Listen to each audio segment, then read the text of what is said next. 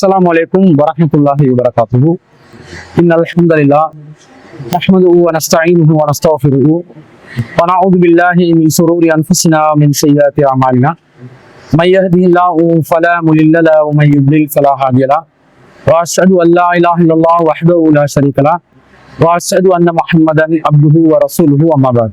அன்பிற்குரிய எல்லாம் வல்ல அல்லாஹ்வின் நல்லடியார்களே, சிடிஜேயின் உங்கள் கேள்வி நேரம் என்ற நிகழ்ச்சியினூடாக இன்றைய தினம் நீங்கள் கேட்ட பலவிதமான கேள்விகளுக்கு பதிலளிப்பதற்காக நாம் ஆயத்தமாக இருக்கிறோம். இந்த வாட்ஸ்அப் ஊடாக நீங்கள் கேட்கின்ற சமகால நிகழ்வுகளை ஒட்டிய, அதே போன்று மார்க்கம் சம்பந்தப்பட்ட சந்தேகங்களுக்கான பதில்களை வழங்கும் முகமாகத்தான் இந்த நிகழ்ச்சியை நாம் ஒவ்வொரு வாரமும் புதன்கிழமைகளில் இரவு 8 மணியிலிருந்து நாம் ஒளிபரப்பு செய்து வருகிறோம். அந்த வரிசையிலே சென்ற வாரத்திலிருந்தும் அதற்கு முன்பதாகவும் கேட்கப்பட்ட சில கேள்விகளுக்கு உங்களுக்கு பதிலளிப்பதற்காக நாம் தற்போது தயாராக இருக்கிறோம். அன்பிற்குரிய சகோதரர்களே, இந்த சமகால ஒரு நிகழ்வாக பலராலும் கேட்கப்படுகின்ற ஒரு முக்கியமான கேள்விதான் இந்த ஈரானுக்கும் இஸ்ரேலுக்கும் மத்தியிலே நடத்தப்படுகின்ற போர் சம்பந்தமாகவும், இஸ்ரேலுக்கும் பாலஸ்தீனத்துக்கும் மத்தியிலே நடைபெறுகின்ற போர் சம்பந்தமாகவும், சிலோன் தௌஹீத் ஜமாத் சம்பந்தமாக உங்களுடைய கருத்துக்கள் சமூக வலைத்தளங்களில் காண முடியவில்லை என்று ஒரு சிலர் கேட்கிறார்கள். அன்பிற்குரியவர்களே, முதலாவதாக இந்த பாலஸ்தீனம் சம்பந்தப்பட்ட, இஸ்ரேலுக்கும் பாலஸ்தீனத்துக்கும் மத்தியிலே நடைபெறுகின்ற யுத்தம் சம்பந்தப்பட்ட நம்முடைய நிலைப்பாடு என்னவென்பதை நாம் பல இடங்கள்ல பதிவு செய்து வந்திருக்கிறோம். ஆரம்ப காலங்கள்ல நாங்க நம்முடைய அமைப்பு ரொம்ப பலமாக செயல்பட்ட நேரத்தில் பாலஸ்தீனம் சம்பந்தமாக இஸ்ரேலுடைய அநியாயங்களை கண்டித்து பாலஸ்தீனத்துக்கு ஆதரவாகவும் இஸ்ரேலுக்கு எதிராகவும் நாம் பலதரப்பட்ட ஆர்ப்பாட்டங்களையும் போராட்டங்களையும் நடத்தி இருக்கிறோம். அதே போன்று இலங்கை அரசாங்கத்தை வற்புறுத்தி வலியுறுத்தி பாலஸ்தீனத்துக்கு ஆதரவளிக்க வேண்டும், இஸ்ரேலுடைய ஒரு தூதுவர் ஆலயம் கூட இலங்கையிலே நிறுவப்படக்கூடாது என்றெல்லாம் நாங்கள் கடுமையான கோரிக்கைகளை அரசாங்க தரப்புக்கு வைத்திருக்கின்றோம். நம்முடைய கோரிக்கைகள்ல நியாயங்களை எல்லாம் அரசாங்கத்தில் இருந்தவர்கள் கண்டு ஒரு சில அறிவிப்புகளையும் செய்தார்கள். இன்று வரைக்கும் நாம் அறிந்த வரையில் இஸ்ரேலுடைய உத்தியோகபூர்வமான ஒரு தூதுவர் ஆலயத்தை கண்டு கொள்வதற்கு முடியவில்லை. அதே நேரத்துல பாலஸ்தீன நட்பு கூட்டணியில் மிக பெரிய ஒரு முக்கிய பங்கு வகிக்கக்கூடிய ஒரு நாடாக இலங்கை நாடாகவும் தொடர்ச்சியாக செயல்பட்டு வந்திருந்ததன் அடிப்படையில் அந்த காலகட்டங்களில் இருந்த அரசு தரப்பில் தலைவர்கள் எல்லாம் பாலஸ்தீனத்துக்கு பகிரங்க ஆதரவுகளை எல்லாம் தெரிவித்துக் கொண்டிருந்ததை எல்லாம் நாம் கடந்த காலத்தில் நம்முடைய அமைப்பு சார்ந்த போராட்டங்களாக மேற்கொண்டு வந்தோம். ஆனால் பலதரப்பட்ட சர்ச்சைகளும் சோதனைகளும் அமைப்பு ரீதியாக கண்ட பிறகு தற்போது நம்முடைய அமைப்பு சார்பாக இந்த பாலஸ்தீன மக்களுக்கு ஆதரவு தெரிவித்து மக்களை ஒன்று திரட்டி ஒரு ஆர்ப்பாட்டம் நடத்துகின்ற அளவிற்குரிய அந்த பலம் தற்போது இல்லாத காரணத்தினால் இன்ஷா அல்லாஹ் படிப்படியாக அந்த வளர்ச்சிகளை அடைகின்ற காலத்திலே மிகப்பெரிய அளவுல இது போன்ற முஸ்லிம் நாடுகளுக்கு எதிராக சர்வதேச அளவிலும் அல்லது இலங்கையில ஏற்படக்கூடிய முஸ்லிம்களுக்கு எதிரான அநியாயங்கள், அநீதிகள், அக்கிரமங்கள் இருந்தால் அதை களமிறங்கி குரல் எழுப்புவதற்கு நாம் ஒருபோதும் தயங்க மாட்டோம் என்பதை முதலாவதாக பதிவு செய்து கொள்கிறோம். அதே நேரத்துல இந்த இஸ்ரேல் மற்றும் பாலஸ்தீனம் சம்பந்தப்பட்ட சர்ச்சையினுடைய பின்னணி சம்பந்தமாக நம்முடைய நிலைப்பாட்டை நாம் அறிவிப்பதற்கு கடமைப்பட்டிருக்கிறோம். எந்த ஒரு மாற்று கருத்துக்கும் இடமில்லாத வகையில பாலஸ்தீனம் என்பது முஸ்லிம்களுடைய நாடு என்பதில் எந்த ஒரு சந்தேகமும் இல்லை, எல்முனை அளவும் கூட சந்தேகம் இல்லாத ஒரு தெளிவான உறுதியான உண்மை என்பதை நாம் அனைவரும் அறிந்து வைத்திருக்கிறோம். ஏனென்று சொன்னால் முஸ்லிம்களுடைய நம்பிக்கை சார்ந்த வகையிலும் பாலஸ்தீனம் என்பது முஸ்லிம்களுக்கு ஒரு புனிதமான பூமியாக இருக்கிறது. அல்லாஹு ரப்புல் ஆலமீன் 17வது அத்தியாயத்துல 1வது வசனத்துல நபிகள் நாயகம் ஸல்லல்லாஹு அலைஹி வஸல்லம் அவர்கள் மக்காவில் இருந்து பாலஸ்தீனத்துக்கு இஸ்ரா என்ற இரவு பயணத்தை மேற்கொண்டு அந்த பாலஸ்தீனம் சம்பந்தமாக குறிப்பிடுகின்ற நேரத்தில் சுப்ஹானல்லதி அஸ்ரா பி அப்திஹி லைலன் மினல் மஸ்ஜிதில் ஹராமி இலல் மஸ்ஜிதில் அக்ஸல்லதி பாரக்னா ஹவுலா, மஸ்ஜிதுல் ஹராமில் இருந்து புனிதமான பள்ளிவாசலில் இருந்து மஸ்ஜிதுல் அக்ஸா வரைக்கும் சுற்றுப்புறத்தை பரக்கத் நிறைந்ததாக ஆக்கப்பட்டிருக்கக்கூடிய மஸ்ஜிதுல் அக்ஸா வரைக்கும் தனது அடியாரை ஒரே இரவில் அழைத்து சென்றவன் பாக்கியமிக்கவன், அவன் தூய்மையானவன் என்று அல்லாஹ் தஆலா 17வது அத்தியாயத்துல 1வது வசனத்துல குறிப்பிடுகிறார். இப்ப முஸ்லிம்களுக்கு பாலஸ்தீனம் என்பது ஒரு புனிதமான பூமி என்ற வகையில அதன் மீது மிகவும் பெரிய ஒரு பற்று இருப்பதை யாராலும் மறுக்க முடியாது, மறுக்கவும் கூடாது. நபிகள் நாயகம் ஸல்லல்லாஹு அலைஹி வஸல்லம் அவர்களும் ஒருவர் நன்மையை நாடி பயணம் மேற்கொள்வதற்கு தகுதியான ஒரு இடமாக இருந்தால் அது பாலஸ்தீனத்தில் இருக்கக்கூடிய அக்ஸா பள்ளியும் ஒன்றுதான் என்று குறிப்பிட்டிருக்கிறார்கள். புகாரியிலே 1189வது செய்தியாக வரக்கூடிய அபூ ஸைத் அல் குத்ரி ரலியல்லாஹு அன்ஹு அறிவிக்கக்கூடிய செய்தி, லா துஷத்துர் ரிஹாலு இல்லா இலா ஸலாஸதி மஸாஜித், 3 பள்ளிவாசல்களுக்கே தவிர புனிதத்தை மேற்கொண்டு நன்மையை நாடி யாரும் பயணம் செய்யக்கூடாது. அதுல அல் மஸ்ஜிதுல் ஹராம், முதலாவது மஸ்ஜிதுல் ஹராம் காபத்துல்லாஹ் சொல்றாங்க. இரண்டாவது மஸ்ஜிதுர் ரசூலி ஸல்லல்லாஹு அலைஹி வஸல்லம், நபி ஸல்லல்லாஹு அலைஹி வஸல்லம் அவர்களுடைய பள்ளிவாசலான மஸ்ஜிதுன் நபவி. மூன்றாவதாக மஸ்ஜிதுல் அக்ஸா, மஸ்ஜிதுல் அக்ஸா என்று சொல்லக்கூடிய பாலஸ்தீனத்திலே இடம்பெற்றிருக்கக்கூடிய அந்த பள்ளிவாசலை நபிகள் நாயகம் ஸல்லல்லாஹு அலைஹி வஸல்லம் குறிப்பிடுறாங்க. அப்ப இந்த வகையில பார்த்தாலும் பாலஸ்தீனம் என்பது முஸ்லிம்களுக்கு ஒரு புனிதமான இடமாக இருக்கிறது. ஆதம் அலைஹிஸ்ஸலாம் அவர்கள் ஆரம்பத்துல காபத்துல்லாவை சுற்றி தான் வாழ்ந்தார்கள். 40 ஆண்டுகளுக்கு பிறகு ஆதம் அலைஹிஸ்ஸலாம் அவர்களால் தான் பாலஸ்தீனத்தில் உள்ள அந்த மஸ்ஜிதுல் அக்ஸா கட்டப்படுகிறது. இதையும் நபிகள் நாயகம் ஸல்லல்லாஹு அலைஹி வஸல்லம் அவர்களிடம் அபூதர் ரலியல்லாஹு அன்ஹு அவர்கள் கேட்கின்ற நேரத்தில் அபூதர் ரலியல்லாஹு அன்ஹு கேட்கிறாங்க, யா ரசூலல்லாஹ் ஐயு மஸ்ஜிதின் உலிஅ ஃபில் அர்லி, பூமியிலே ஆரம்பமாக கட்டப்பட்ட பள்ளிவாசல் எது என்று கேட்ட நேரத்தில் அல் மஸ்ஜிதுல் ஹராம், முதலாவது கட்டப்பட்ட பள்ளிவாசல் காபத்துல்லா, புனிதமிக்க பள்ளி மஸ்ஜிதுல் ஹராம் என்று சொல்றாங்க. பிறகு அவர் கேட்கிறார், சும்மா ஐயும், பிறகு எது என்று கேட்கிறாங்க. ரசூலுல்லாஹ் சொல்றாங்க அல் மஸ்ஜிதுல் அக்ஸா, மஸ்ஜிதுல் அக்ஸா தான் இரண்டாவதாக கட்டப்பட்டது. அப்ப அபூதர் ரலியல்லாஹு அன்ஹு கேட்கிறாங்க, கம்கான பைனஹுமா, அந்த ரெண்டுக்கு மத்தியில எவ்வளவு காலம் இடைவேளை இருந்தது என்று கேட்ட நேரத்துல ரசூலுல்லாஹ் சொல்றாங்க 40 சனா, 40 வருடங்கள் என்று நபி ஸல்லல்லாஹு அலைஹி வஸல்லம் சொன்ன செய்தியை நாங்க புகாரியில 3366வது செய்தியாக பார்க்கிறோம். அப்ப ஆதம் அலைஹிஸ்ஸலாம் அவர்களால் தான் ஆரம்பத்துல காபத்துல்லாவை நிர்மாணம் செய்து 40 ஆண்டுகளுக்கு பிறகு மஸ்ஜிதுல் அக்ஸாவை நிர்மாணம் செய்யப்படுகிறது, உருவாக்கப்படுகிறது. அப்ப அது ஆரம்பத்திலிருந்து முஸ்லிம்களுடைய தரப்பிலிருந்து ஒரு பள்ளிவாசல் என்பது உறுதியாகுகிறது. அதே போன்று இப்ராஹிம் நபி அலைஹிஸ்ஸலாம் அவர்கள் பாலஸ்தீனத்துல அந்த மஸ்ஜிதுல் அக்ஸாவை ஒட்டி வாழ்ந்திருக்கிறாங்க. இன்னும் பல நபிமார்கள், இஸ்ஹாக் அலைஹிஸ்ஸலாம், யாக்கூப் அலைஹிஸ்ஸலாம், அவருடைய வழித்தோன்றல்கள் பல நபிமார்கள், ஜக்கரியா அலைஹிஸ்ஸலாம், யஹ்யா அலைஹிஸ்ஸலாம், ஈசா அலைஹிஸ்ஸலாம், அதற்கு முன்பதாக மூசா அலைஹிஸ்ஸலாம், ஹாரூன் அலைஹிஸ்ஸலாம், தாவூத் அலைஹிஸ்ஸலாம், சுலைமான் அலைஹிஸ்ஸலாம் எல்லோரும் இந்த பாலஸ்தீனத்தை ஒட்டிதான் வாழ்ந்திருக்கிறார்கள் என்ற வகையில முஸ்லிம்களுக்கு வரலாற்று ரீதியாக பாலஸ்தீனம் என்பது முஸ்லிம்களுடைய ஒரு குடியிருப்பு, முஸ்லிம்கள் வாழ்ந்த பூமி, முஸ்லிம்களுக்கு சொந்தமான ஒரு இடம் என்றதுல எந்த ஒரு மாற்று கருத்தும் இல்லை.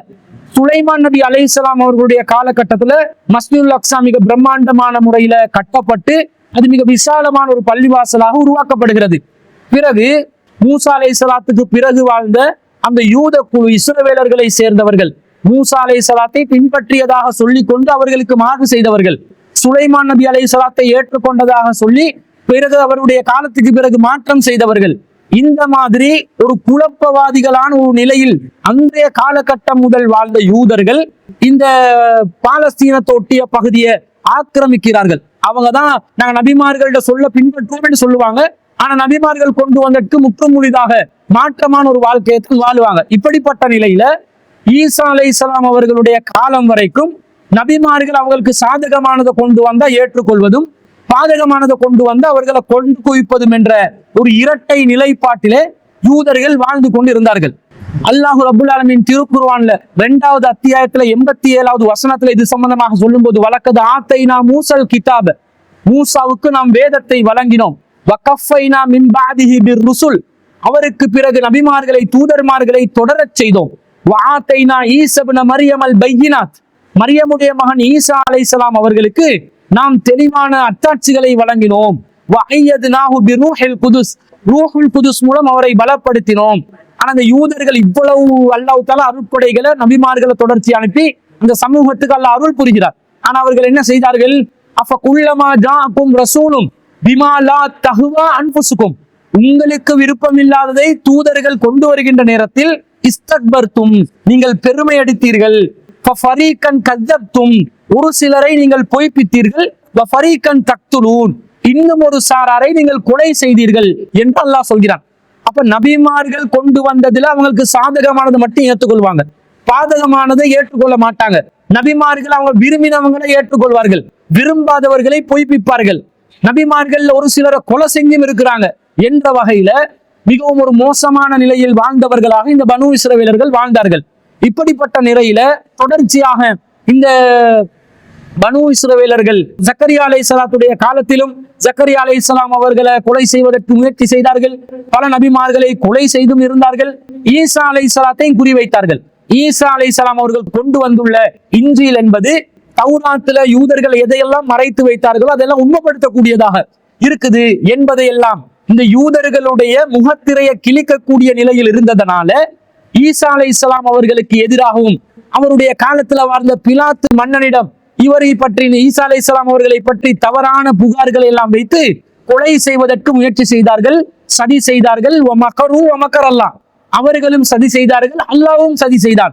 வல்லாஹு கைருல் மாக்கிரீன், அல்லாஹ் சூழ்ச்சிகளில் மிகச் சிறந்த சூழ்ச்சியாளனாக இருக்கிறான் என்று அல்லாஹ் ஈசா அலைஹிஸ்ஸலாம் அவர்களை தன்னளவில் உயர்த்தி பாதுகாத்தான். இந்த நிலையில யூதர்கள் மோசமான நிலையில இருந்ததனால பலவிதமான ஆட்சியாளர்கள் பாலஸ்தீனத்தை சுத்தி இருந்த பல ஆட்சியாளர்கள் கூட இவர்களை குறிவைத்துக் கொண்டுதான் இருந்தார்கள்.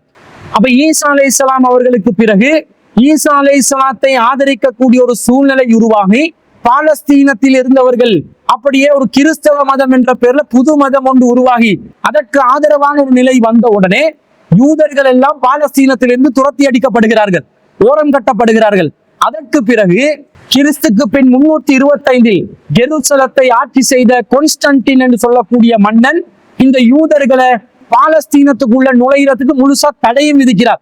எந்த வகையிலும் பாலஸ்தீனத்துக்குள்ள யூதர்களும் நுழையக்கூடாது என்றொரு தடையை விதித்து முழுமையாக பாலஸ்தீனம் கிறிஸ்தவர்களும் இன்னும் சிலரும் வாழக்கூடிய ஒரு நிலையில அவர்கள் வைத்திருந்தார்கள்.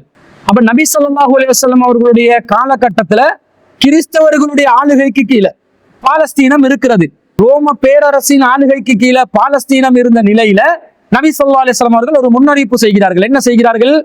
அவுஃப் பின் மாலிக் ரலியல்லாஹு அன்ஹு சொல்றாங்க, அதைத்து நபிய ஸல்லல்லாஹு அலைஹி வஸல்லம் ஃபீ கஸ்வதி தபூக், தபூக் போரின் போது நான் நபி ஸல்லல்லாஹு அலைஹி வஸல்லம் அவர்களிடம் வந்தேன்.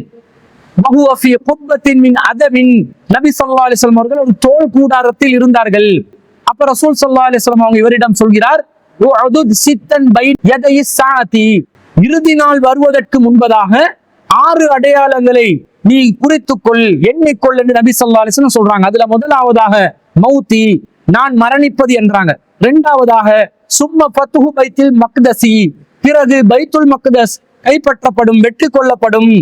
பிறகு நபி ஸல்லல்லாஹு அலைஹி வஸல்லம் சொல்றாங்க, சும்ம மூத்தானுன் யஹுது ஃபீக்கும் ககுஆசில் கனமி, ஆடுகளுக்கு ஏற்படும் ஒரு வகையான நோயை போன்று ஒரு கொள்ளை நோய் உங்களை முழுமையாக பிடித்து கொண்டு அதிலே ஏராளமானவர்கள் நீங்கள் மரணம் அடைவீர்கள். பிறகு சும்ம ஸ்திஃபாலத்துல் மாலி அத்தா யுஅத்தர் ரஜுலு மிஅத தீனாரின் ஃபயலல்லு சாஹிதன், பிறகு செல்வம் பெருகி வழியும். எந்த அளவுக்கு பெருகும் என்று சொன்னால் ஒருவருக்கு 100 பொற்காசுகள் கொடுக்கப்பட்ட பின்பும் அதனை அற்பமாக கருதி அதிலே அவர் திருப்தி அடையாத நிலை இருக்கும். பிறகு நபி ஸல்லல்லாஹு அலைஹி சொல்றாங்க, சும்ம ஃபித்னத்துன் லா யப்கா பைத்தும் மினல் அரபி இதா தஹலத்துஹு, பிறகு ஒரு ஃபித்னா குழப்பம் ஏற்படும், அரபுகளுடைய ஒவ்வொரு வீட்டுக்குள்ளேயும் அது நுழைந்து விடும், அரபுகளுடைய வீடுகள்ல அது நுழையாத எந்த வீடும் இருக்காது என்றாங்க. பிறகு சும்ம ஹுத்னத்துன் தகூனு பைனகும் வ பைன பனி அஸ்வரி ஃபயஹ்திரூன், பிறகு உங்களுக்கும் கிழக்கு ரோமானியரான மஞ்சள் நிறத்தாருக்கும் இடையே சமாதான ஒப்பந்தம் ஒன்று ஏற்படும். ஆனால் ஃபயஹ்திரூன், அவர்கள் உங்களுக்கு மோசடி செய்து விடுவார்கள். ஃபயஅதூனகும் தஹ்த ஸமானீன ஆயா, உங்களுக்கு எதிராக போரிடுவதற்கு 80 கொடிகளின் கீழே அணிவகுத்து அவர்கள் வருவார்கள். தஹ்த குல்லி ராயத்தி 12 அல்ஃபன், அவர்களுடைய ஒவ்வொரு கொடிக்கும் கீழே 12,000 போர் வீரர்கள் இருப்பார்கள் என்ற செய்தியை நபி ஸல்லல்லாஹு அலைஹி வஸல்லம் சொல்லி இருப்பதை நாங்க புகாரில 3176வது செய்தியாக பார்க்கிறோம். அப்ப இதுல 2வது முன்னறிவிப்பா ரசூல் என்ன சொல்றாங்க? சும்ம ஃபத்ஹு பைத்துல் மக்தஸி, பைத்துல் மக்தஸ் பைத்துல் முகத்திஸ் வெற்றி கொள்ளப்படும் என்று நபி ஸல்லல்லாஹு அலைஹி சொன்னாங்க. இது எப்ப நிறைவேறுகிறது என்று சொன்னால் உமர் இப்னு கத்தாப் ரலியல்லாஹு அன்ஹு அவர்கள் ஹிஜ்ரி 16ஆம் ஆண்டுல கிறிஸ்துக்கு பின் 637ல எர்முக் எனும் இடத்துல ரோமர்களுடன் ஒரு போர் நடக்குது. அந்த போர் செய்து முஸ்லிம்கள் வெற்றி அடைகிறார்கள். அப்ப ரோமர்களுடைய கையில இருந்த பைத்துல் மக்தஸ் மீண்டும் முஸ்லிம்களுடைய கைக்கு வருது உமர் ரலியல்லாஹு அன்ஹு ஆட்சி காலத்துல. உமர் ரலியல்லாஹு அன்ஹு அவர்களுக்கு அந்த பைத்துல் முகத்தஸுடைய சாவிகளை கிறிஸ்தவ பாதிரிமார்கள் அவர்களாக மனமுவந்து முன்வந்து கையில் ஒப்படைத்தார்கள் என்ற வரலாற்று செய்திகளை எல்லாம் பார்க்கிறோம். இந்த மாதிரி நடக்குது. பிறகு உமர் ரலியல்லாஹு அன்ஹு அவர்கள் பைத்துல் முகத்தஸ புனர் நிர்மாணம் செய்யறாங்க. அதனுடைய எல்லையில ஒரு பள்ளிவாசலையும் மஸ்ஜித் உமர் என்று உமர் ரலியல்லாஹு அன்ஹு அவர்கள் உருவாக்குகிறார்கள். இந்த வரலாறு நடக்குது. பிறகு உமையா ஆட்சி காலத்துல அப்துல் மலிக் பின் மர்வான் என்று சொல்லக்கூடிய ஆட்சியாளருடைய தலைமைக்கு கீழே பைத்துல் முகத்தஸ் தற்போது உள்ள நிலையில புனர் நிர்மாணம் செய்யப்பட்ட ஒரு நிலையில் உருவாகுகிறது. பிறகு மீண்டும் கிறிஸ்துக்கு பின் 1099ஆம் ஆண்டு சிலுவை போராட்டம் நடக்குது. அப்ப சிலுவை போராடிகள் மீண்டும் மஸ்ஜிதுல் அக்ஸாவை கைப்பற்றுகிறார்கள். கிட்டத்தட்ட 1099ஆம் ஆண்டிலிருந்து 1187ஆம் ஆண்டு வரைக்கும் 88 வருட காலம் கொடூர ஆட்சி ஒன்று நிலவுகிறது. 70,000க்கும் மேற்பட்ட மக்கள் படுகொலை செய்யப்பட்ட நிலையில் சிலுவை போர் முழுவதுமாக நடைபெறுகிறது.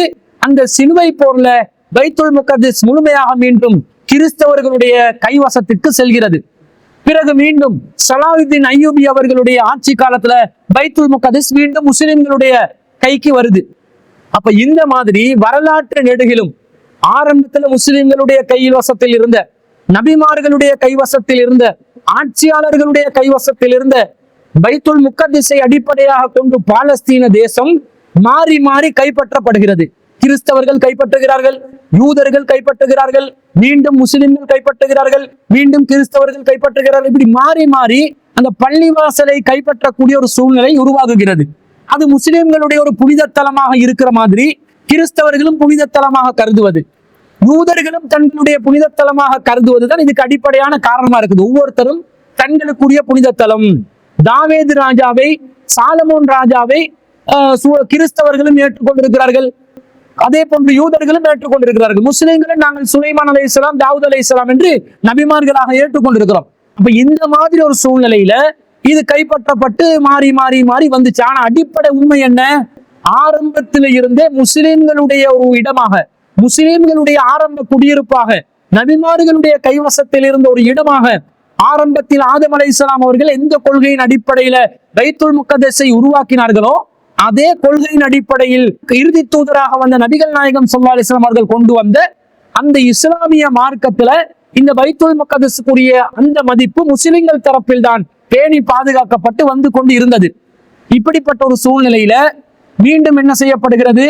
சலாஹுத்தீன் அய்யூபி அவர்களுடைய ஆட்சி காலத்துக்கு பிறகு தொடர்ச்சியாக பைத்துல் முகத்தஸ் முஸ்லிம்களுடைய கைவசத்தில் இருந்து வருகிறது. இப்படிப்பட்ட ஒரு சூழ்நிலையில முதலாம் உலக போர் ஆரம்பிக்கிறது. அந்த காலப்பகுதிக்கு முன்பதாக இஸ்ரவேலர்கள் ஒரு சதி திட்டத்தை மேற்கொள்றாங்க. என்ன சதி திட்டம்? அவங்களுக்கு ஒரு ராஜ்யம் உருவாக்கணும், இஸ்ரேலிய சாம்ராஜ்யத்தை உருவாக்கணும். அது அவர்களுடைய வேதாகமத்தில் பரிந்துரைக்கப்பட்ட ஆட்சியாக இருக்கிறது என்று சொல்லி ஒரு தனி தேசத்தையும் ஆட்சியையும் தங்களுக்கென்று உருவாக்குவதற்கான ஒரு குழுவை உருவாக்கி ஜயோனிஸ்டுகள் என்ற ஒரு சயோனிச சிந்தனை உள்ள இஸ்ரேல் தேசத்தை உருவாக்குகின்ற ஒரு அமைப்பை உருவாக்கி அதற்காக துண்டு பிரசுரங்களை விநியோகித்து பல மக்களையும் அந்த கொள்கையை நோக்கி அழைத்து கொண்டு பிரச்சாரம் செய்து கொண்டு இருந்தார்கள். ஆங்காங்கே ஒவ்வொரு நாடுகளிலும் சிதற கிடந்த யூதர்களை ஒரு அணிக்கு கீழே திரட்டுவதற்கான ஒரு முயற்சியாக இந்த முயற்சி மேற்கொள்ளப்பட்டது. அந்த நேரத்துல இந்த பாலஸ்தீனம் என்பது பிரித்தானியாவின் ஆளுகைக்கு கீழே இருந்தது. பிரித்தானியர்கள் உலக நாடுகளை கைப்பற்றி கொண்டு தன்னுடைய ஆளுகைக்கு கீழே கொண்டு வந்து இந்த நாடுகளுடைய வளங்களை சூறையாடி கொண்டு ஒரு சொகுசான வல்லரசான நாடாக மாற வேண்டும் என்ற ஒரு விதமான அநியாயத்தை செய்து கொண்டு திரிந்து கொண்டிருந்தார்கள். இலங்கை நாடும் அவர்களால் கைப்பற்றப்பட்டது, இந்தியாவும் கைப்பற்றப்பட்டது. இப்படி பல நாடுகளை அவர்கள் கைப்பற்றிய அந்த நிலையில பாலஸ்தீனமும் அவர்களுடைய ஆளுகைக்கு கீழே செல்கிறது. இப்ப இவங்க என்ன பண்றாங்க? 200 வருடங்களுக்கு முன்பதாக அமெரிக்கா என்ற ஒரு நாடு உருவாகி அமெரிக்கா என்ற தேசத்துல வாழ்ந்த ஆரம்ப குடிமக்களான ரெட் இண்டியன்ஸ்களை முழுமையாக அந்த நாடுகளில் இருந்து துரத்தி அடிச்சு கொலை செய்து தனக்கென்று ஒரு புதிய நாட்டை உருவாக்கி கொண்ட அமெரிக்கா என்ற அந்த நாட்டவர்கள் அப்படியே தாங்கள் எப்படி வந்தான் வருத்தான்களான நிலையில் ஒரு நாட்டை தங்களுக்கு உருவாக்கி கொண்டார்களோ அதே நிலையில் தங்களுடைய கொள்கையை சார்ந்த தாங்கள் ஆதரிக்கின்ற ஒரு இஸ்ரேல் தேசத்தை உருவாக்க வேண்டும் என்ற ஒரு நோக்கத்துல இஸ்ரேலியர்களுடைய இந்த தயோனிச சிந்தனைக்கு அவர்கள் ஆதரவளிக்கிறார்கள். அந்த ஆதரவின் பேரில் அந்த நேரத்தில் மிகப்பெரிய ஒரு வல்லரசாக திகழ்ந்த பிரித்தானியாவிடம் கோரிக்கைகள் முன்வைக்கப்படுகிறது. முதலாம் உலக போர் நடைபெறுகிறது.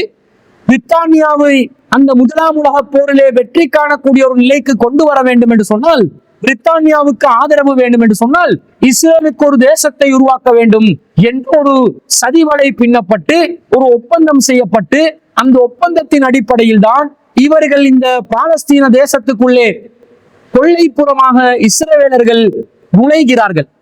1917ஆம் ஆண்டு பிரித்தானிய அரசாங்கத்தால் பகிரங்கப்படுத்தப்படுகின்ற பெல்ஃபர் ஒப்பந்தம் என்று சொல்லக்கூடிய, பெல்ஃபர் டிக்ளரேஷன் என்று சொல்லக்கூடிய இந்த ஒப்பந்தத்தினூடாக அவர்கள் இஸ்ரவேலர்களுக்கு ஆதரவான, ஏண்டா பைபிளை ஏற்றுக்கொண்டிருப்பவர்கள் தான் அமெரிக்காவை சேர்ந்தவர்களும் பிரித்தானியாவை சேர்ந்தவர்களும். அப்ப இவங்க என்ன யோசிக்கிறாங்க? யூதர்கள் நாம் நம்முடைய கொள்கை சார்ந்தவர்களாக இல்லாவிட்டாலும் அவர்களும் நம்முடைய பைபிளை ஆரம்பத்தில் பழைய ஆகமத்தை ஆரம்ப 5 ஆகமங்களை வேதமாக ஏற்றுக்கொண்டிருக்கிறார்கள். எனவே அவர்களுக்கான ஒரு இடத்தை, ஒரு ஷெல்டரை நாங்கள் உருவாக்கி கொடுக்கணும் என்று அவர்களுக்குள்ளே உள்ளுக்குள்ளே ஒரு எண்ணம் இருக்கிறது. அதை நிறைவேற்றி கொடுப்பதற்காக வேண்டி பிரித்தானிய அரசாங்கம் இந்த பெல்ஃபர் உடன்படிக்கை பகிரங்கமாக அறிமுகப்படுத்துகிறார்கள். அதுல என்ன நடக்குது, என்ன வாசகம் இடம்பெறுகிறது? National home for the Jewish people, யூத மக்களுக்காக ஒரு தேசிய ஒரு வீட்டை நாங்கள் உருவாக்க போகிறோம். அப்ப ஒரு நாட்டை உருவாக்குவதற்கான ஒரு உடன்படிக்கையாக இது மேற்கொள்ளப்படுகிறது. இந்த கடிதத்தை பிரித்தானியாவின் வெளிநாட்டு விவகாரங்களுக்கான செயலாளராக இருந்த ஆர்தர் பெல்ஃபர் என்பவர் தான் உருவாக்குகிறார். பிரித்தானியாவில் வசித்து வந்த யூத சமூகத்தின் தலைவரான லார்ட் ரொத்ஷில்ட் என்பவருக்கு இந்த கடிதத்தை எழுதி அந்த கடிதத்துக்கு சர்வதேச ரீதியான அங்கீகாரத்தை பெறுவதற்கான முயற்சிகள் ஏற்படுத்தப்படுகிறது. இஸ்ரேலர்களாக இருந்தவர்கள் கல்வியில் தேர்ச்சி பெற்றவர்களாக வளர்ந்து வந்த நேரத்தில் பிரித்தானியா தேவையான உதவிகளை கல்வி ரீதியாக எடுத்துக்கொண்டு, தொழில்நுட்ப ரீதியாக எடுத்துக்கொண்டு அவர்களுக்கான ஒரு தேசத்தை உருவாக்குகின்ற இந்த அநியாயமான செயற்பாடை செய்ய ஆரம்பித்தார்கள். இது ஆரம்பத்தில் வித்திட்டவர்கள் யார்? பிரித்தானியாவை சேர்ந்தவர்கள். இதை நாங்கள் முதலாவதாக புரிந்து கொள்ள வேண்டும். பிறகு என்ன நடக்குதுன்னு சொன்னா, 2ஆம் உலக யுத்தம் நடைபெறுகிறது. 1945ஆம் ஆண்டு தொடக்கம் 2ஆம் உலக யுத்தத்துக்கான ஏற்பாடுகள் நடக்கிறது. அந்த காலத்துலதான் கணினி தொடர்பான தொழில்நுட்பம் எல்லாம் உருவாக்கப்படுகிறது. அதிலே அடிப்படையான வித்வான்களாக திகழ்ந்தவர்கள் இந்த இஸ்ரவேலர்கள் தான், யூதர்கள் தான். ரொம்ப புத்திசாலித்தனமாக நவீன தொழில்நுட்பத்தை கையாளுவதில், கண்டுபிடிப்பதில் வித்வான்களாக இருந்ததனால மீண்டும் அவர்கள் பிரித்தானியாவுக்கு தங்களுடைய முழு ஆதரவை தெரிவித்தார்கள். அப்ப ஆரம்பத்துல இவர்கள் இந்த 2ஆம் உலக போரின் போது ஹிட்லருடைய நாசி படையினால் எந்த ஒரு தப்பிப்பதற்கு வழியும் இல்லாத நிலையில் 5 லட்சத்துக்கு மேற்பட்ட யூதர்கள் கொன்று குவிக்கப்பட்ட நிலையில தப்பியோடி மீண்டும் ஒளிந்து கொள்வதற்கு இவர்களுக்கு ஒரு தேசம் உருவாக்கியே ஆக வேண்டும் என்பது மிகவும் தேவையாக ஆகிவிடுகிறது.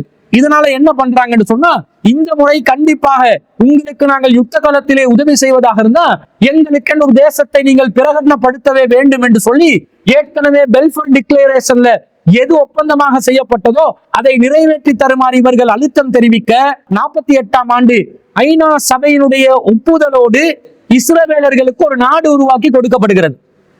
அப்ப இது என்ன மாதிரி ஒரு சூழ்நிலை என்று சொன்னா, தஞ்சம் புகுவதற்காக வேண்டி, தன்னை பாதுகாத்துக் கொள்வதற்காக வேண்டி ஒரு இடம் வேண்டும் என்று சொல்லி ஓடி ஒளிந்து இருந்தவர்களுக்கு ஒரு இடம் கொடுப்பதற்காக, தஞ்சம் அளிப்பதற்காக முஸ்லிம்களுடைய தாராள மனதை திறந்ததன் விளைவாக, மேலும் பிரித்தானியா என்ற ஆளுகைக்கு கீழே முஸ்லிம்கள் இருப்பதனால் அவர்களை எதிர்த்து போராடுவதற்கு சக்தி இல்லாத சூழ்நிலையில் இருந்ததனால இந்த இஸ்ரவேலர்களுக்கு பாலஸ்தீனர்களுடைய இடத்திலே இடம் கொடுக்கப்படுகிறது. வெறுமனே ஒரு 6% நிலப்பரப்பு அவர்களுக்கான ஒரு இடம் என்று கொடுக்கப்பட்டு பிரித்தானிய அரசாங்கத்தால் ஆதிக்கமாக அவர்களுடைய சர்வாதிகாரத்தை பயன்படுத்தி இதை பிரித்து கொடுத்தார்கள். அப்ப அரபு தேசம் என்ற ஒரு பகுதியையும் யூத தேசம் என்ற ஒரு பகுதியையும் பிரித்து கொடுத்து யூதர்களுக்கு அடைக்கலம் கொடுப்பதற்கு பின்னணியாக இருந்தவர்கள் அமெரிக்காவும் பிரித்தானியாவும் தான் என்பதை இந்த இடத்திலே நாம் விளங்கிக் கொள்ள வேண்டும். இப்படி பாலஸ்தீனம் முதலாக இந்த கடந்த நூற்றாண்டிலே முதல் தடவையாக மீண்டும் யூதர்களுக்கு இடமளிக்கக்கூடிய ஒரு இடமாக மாறிவிட்டது. இதனை தொடர்ந்து இந்த யூதர்கள் நபிமார்களே கொலை செய்தவர்கள். சாதாரணமா இருப்பாங்களா? சாதாரணமா இருக்க மாட்டாங்க. ஏதோ ஒரு விதத்துல இவங்களை கருவறுக்கணும், முஸ்லிம்களுடைய நிலத்தை அபகரிக்கணும். ஏற்கனவே அவர்கள் யூத தேசத்தை உருவாக்கணும் என்ற மனக்கற்பனையில் இருந்தவர்கள். அதை உண்மைப்படுத்திக் கொள்வதற்கு இப்ப வாய்ப்பு கிடைச்சிருக்குது, ஒரு நிலப்பகுதி கிடைச்சிருக்குது, எப்படியாவது கைப்பற்றி பிடிக்கணும் என்று சொல்லி இவர்களுக்கு கொடுத்த ஒதுக்கப்பட்ட இடத்தை தாண்டி பல இடங்களையும் பாலஸ்தீனத்தில் கைப்பற்றுவதற்கு ஆரம்பித்ததன் விளைவாக 67ஆம் ஆண்டு கல்ஃப் பகுதியில் இருந்த முஸ்லிம் நாடுகள் எல்லாம் இதை சுதாரித்துக் கொண்டு யூதர்களுக்கு எதிராக, இந்த இஸ்ரவேலர்களுக்கு எதிராக போர் பிரகடனம் செய்கிறார்கள். ஆனா அந்த காலத்திலிருந்து தொழில்நுட்பத்தில் மிக உச்சாணி கொம்பை தொட்டுக்கொண்டு இருந்த அறிவியல் ரீதியாக ஆல்பர்ட் ஐன்ஸ்டைன் போன்ற விஞ்ஞானிகளை உருவாக்கிய அந்த யூத இனம் அறிவை மாத்திரம் ஒரு மூலதனமாக வைத்து, தொழில்நுட்பத்தை மூலதனமாக வைத்து மொத்த வளைகுடா நாடுகள்ல இருக்கக்கூடிய எல்லா மத்திய கிழக்கு நாடுகளுக்கும் தாக்குதலை தீவிரமா நடத்துறாங்க. முஸ்லிம் நாடுகளுக்கு தாக்கு பிடிக்க முடியாத சூழ்நிலை ஏற்படுகிறது. பிறகு அவங்க என்ன செய்யறாங்க, எந்த இடத்துல போர்ல முஸ்லிம் நாடுகள் தோல்வி அடைகிறார்களோ பாலஸ்தீனத்துக்குள்ள அவர்களுடைய ஆக்கிரமிப்பு அப்படியே பலமாக அப்படியே விரிவடைந்து கொண்டு செல்லக்கூடிய சூழ்நிலை ஏற்பட்டு கொண்டே இருந்தது. இப்படியே வர 1993ஆம் ஆண்டு மீண்டும் அமெரிக்கா தலையிடுகிறது. அந்த நேரத்தில் ஜனாதிபதியாக இருந்த பில் கிளின்டனுடைய தலைமையில ஒஸ்லோ என்ற ஒப்பந்தம் நடைபெறுகிறது. இதுக்கு ஆங்கிலத்துல ஒஸ்லோ அக்கார்ட்ஸ் என்று சொல்லுவாங்க. அதுல என்ன நடக்குது, ஒரு இன்டரிம் அக்ரிமெண்ட், இடைக்கால ஒரு ஒப்பந்தம் நடைபெறுகிறது. பாலஸ்தீன விடுதலை அமைப்புடன், PLO என்று சொல்லக்கூடிய பாலஸ்தீன் லிபரல் ஆர்கனைசேஷனுக்கும் அதே போன்று இஸ்ரேலுக்கும் மத்தியிலே, இஸ்ரேல் என்ற நாட்டுக்கும் மத்தியிலே ஒரு இடைக்கால ஒப்பந்தத்தை ஏற்படுத்துகிறார். அந்த நேரத்துல PLO பிரசிடென்டாக பாலஸ்தீன விடுதலை அமைப்பின் தலைவராக இருந்த யாசிர் அரஃபத்துடன் இந்த ஒப்பந்தம், அந்த நேரத்தில் பிரதமராக இருந்த இட்சாக் ராபின் என்று சொல்லக்கூடியவனுக்கு மத்தியில அந்த ஒப்பந்தம் ஏற்படுகிறது. இந்த ஒப்பந்தத்தை பில் கிளின்டன் தலையிட்டு, என்னது, ரெண்டு தரப்புலையும் யுத்தங்கள் நடைபெறாமல் நாடை பாதுகாத்து கொள்றதுக்கு சமாதான உடன்படிக்கை இவங்க தலையிடுவாங்க. தலையிட்டு என்ன செய்வாங்க, யுத்தங்களை செய்து பாலஸ்தீனத்தை பாதுகாப்பதற்காக, தன்னுடைய தேசத்தை பாதுகாப்பதற்காக போராடக்கூடிய அந்த நாட்டின் போராளிகளை தடுத்து நிறுத்துறதுக்குரிய ஒரு திட்டத்தை மேற்கொள்வாங்க. அந்த யுத்த நிறுத்த காலத்துக்குள்ள மீண்டும் ஆயுதங்களை பலப்படுத்துறதும் மீண்டும் பாலஸ்தீனத்தை ஆக்கிரமிப்பதுமாக இவர்களுடைய தொடர்ச்சியான நடவடிக்கை நடந்து கொண்டே வந்தது. இது 93ஆம் ஆண்டுல நடக்குதா, மீண்டும் அந்த ஒப்பந்தம் முறியடிக்கப்படுகிறது. ஏன்னா யூதர்கள் ஒப்பந்தங்கள் எல்லாம் பாதுகாக்கிறவங்க இல்ல, அவர்கள் எப்போதும் ஒப்பந்தம் செய்தால் அதை மீறி விடுவார்கள். நிஃபாக்கு தன்மை அதிகமாக நிறைந்தவர்களாக இருந்தார்கள். பிறகு 1995ஆம் ஆண்டுல மீண்டும் ஒரு முறை இந்த ஒஸ்லோ 2 என்ற ஒப்பந்தம் நடைபெறுகிறது. அந்த ஒப்பந்தம் எகிப்துல நடக்குது. எகிப்துல வைத்து மீண்டும் சமாதான நடவடிக்கை, சமாதான ஒப்பந்தம் என்று சொல்லி ஒரு ஒப்பந்தம் நடக்குது.